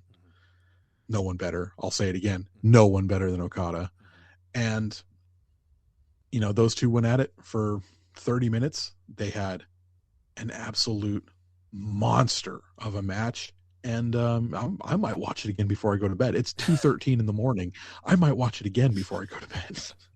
Jesus, 2:13, I forget. It's 10:13 a.m. here, so this is the sacrifice that Curtis gives for the Okada Shorts podcast. And it's greatly appreciated, man. It's been super fun doing this with you. I don't think, I was going to say, should we preview the remaining matches of the New Japan Cup? But I don't think we'll do that. We already broke down the whole thing. If anybody wants to listen to the first Cupdate, we did all that. I think in a fortnight, we're coming back together. We're going to talk about the overarching run of the New Japan Cup, and we'll talk about who the finalists are going to be and what that final show is going to look like. And I think that is going to be super fun. Yeah, man, I'm really excited about it. The some of the matches, I think we've so far, as far the first round is over, and we're halfway through the second round as we speak. But I don't think we've missed one yet. I think we're doing pretty good on our pick'ems as far as predictions go. We haven't really had that big upset yet. Oh, really? So it's coming. It's coming. It's coming. Well, exactly right. I think they'll definitely throw a few spanners in the works as it plays out. So I look forward to seeing where they go, and I'm looking forward to a banger final. I think there's a potential there for some amazing stuff. I've seen a few clips of some of the matches that have since happened, on the other side of the block and things like that. I've got a few matches circled.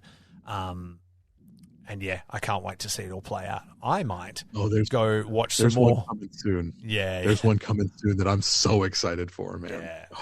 It's going to be awesome. So tell you what, let's tell the people where to find us, and we'll go from there. You can find us on both Twitter and Instagram at Okada Shorts. We got it. Nobody else had it. Who can even believe it? So who would have thought that? I thought it was very popular. Okada Shorts, the #1 boutique Christmas gift item. Yeah, exactly. If you're not sure how to spell Okada Shorts, it is at symbol OKADASSHORTS at Okada Shorts. Find us on Instagram, and you're also going to find us on the Count Out Network.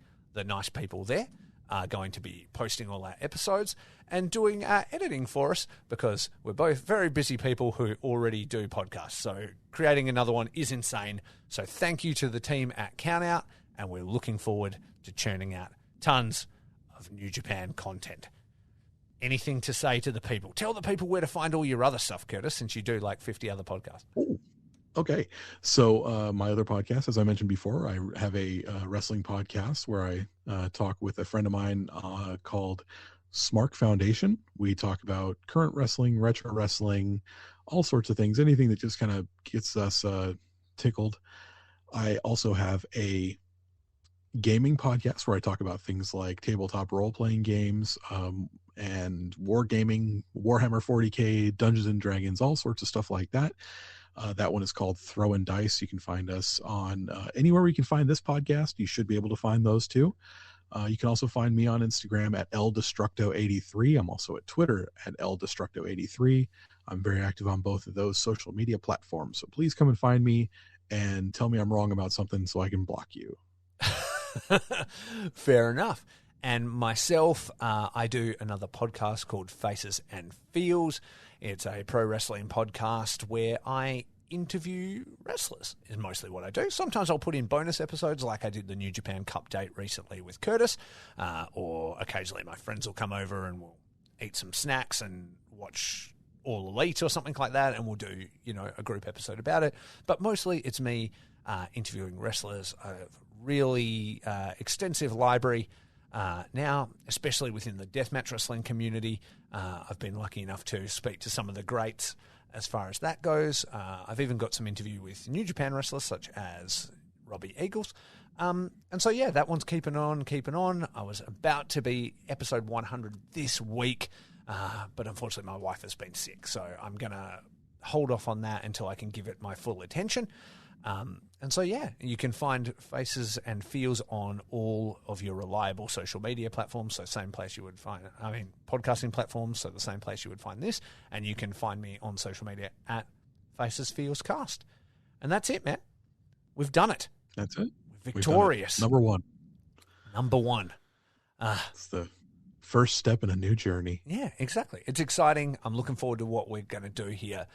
There's obviously a lot of great podcasts that do New Japan content in a lot of detail. Huge shout out to the Super J Cast.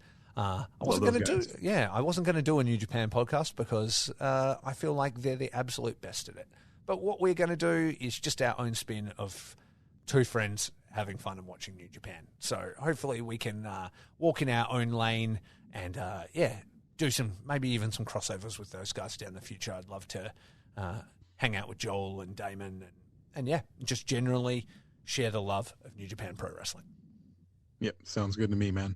I definitely think that this is going to be a lot of fun. I love New Japan with all my heart. And anyone who listens to my other podcast, the Smart Foundation, can definitely tell you, when my co-host starts talking about the current American wrestling and things like that, I kind of just ask questions. I don't really know much about what he's talking about, but when it comes to New Japan, I'll be there all day. You're about it. Absolutely, man. Well, damn right.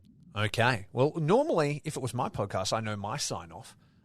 We don't really have a sign-off yet. So what are we going to say? What's our hot new tagline? Sayonara. Sayonara from Okada Shorts. Goodbye from the shorts. Keep it short. Keep it short. Oh, there it is. Workshopped it. Found it. There we go. Okay. For a 2-hour podcast, talking about keep it short. We're not keeping it short at all. Okay. No, so from Curtis and from Rafe, remember, always keep it short.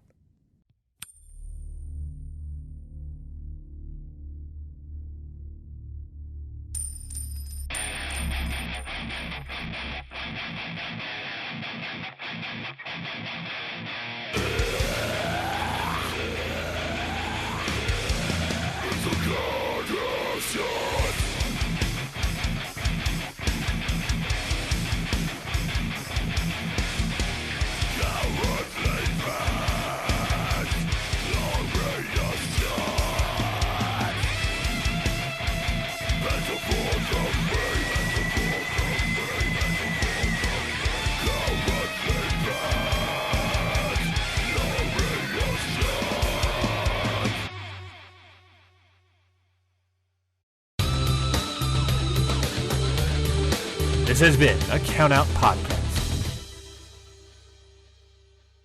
Hey, this is Sean Taggart, and I want to tell you about the podcast that I do here on the Countout Podcast Network, Pure, a Ring of Honor Wrestling retrospective podcast, where I dive into the deep history of Ring of Honor and talk about the shows, the hits, the misses, the memories that Ring of Honor gave you during the time periods between 2002 and 2021, and maybe more to come. You can catch me out every other Monday on the Countout Podcast Network, wherever you get your podcasts.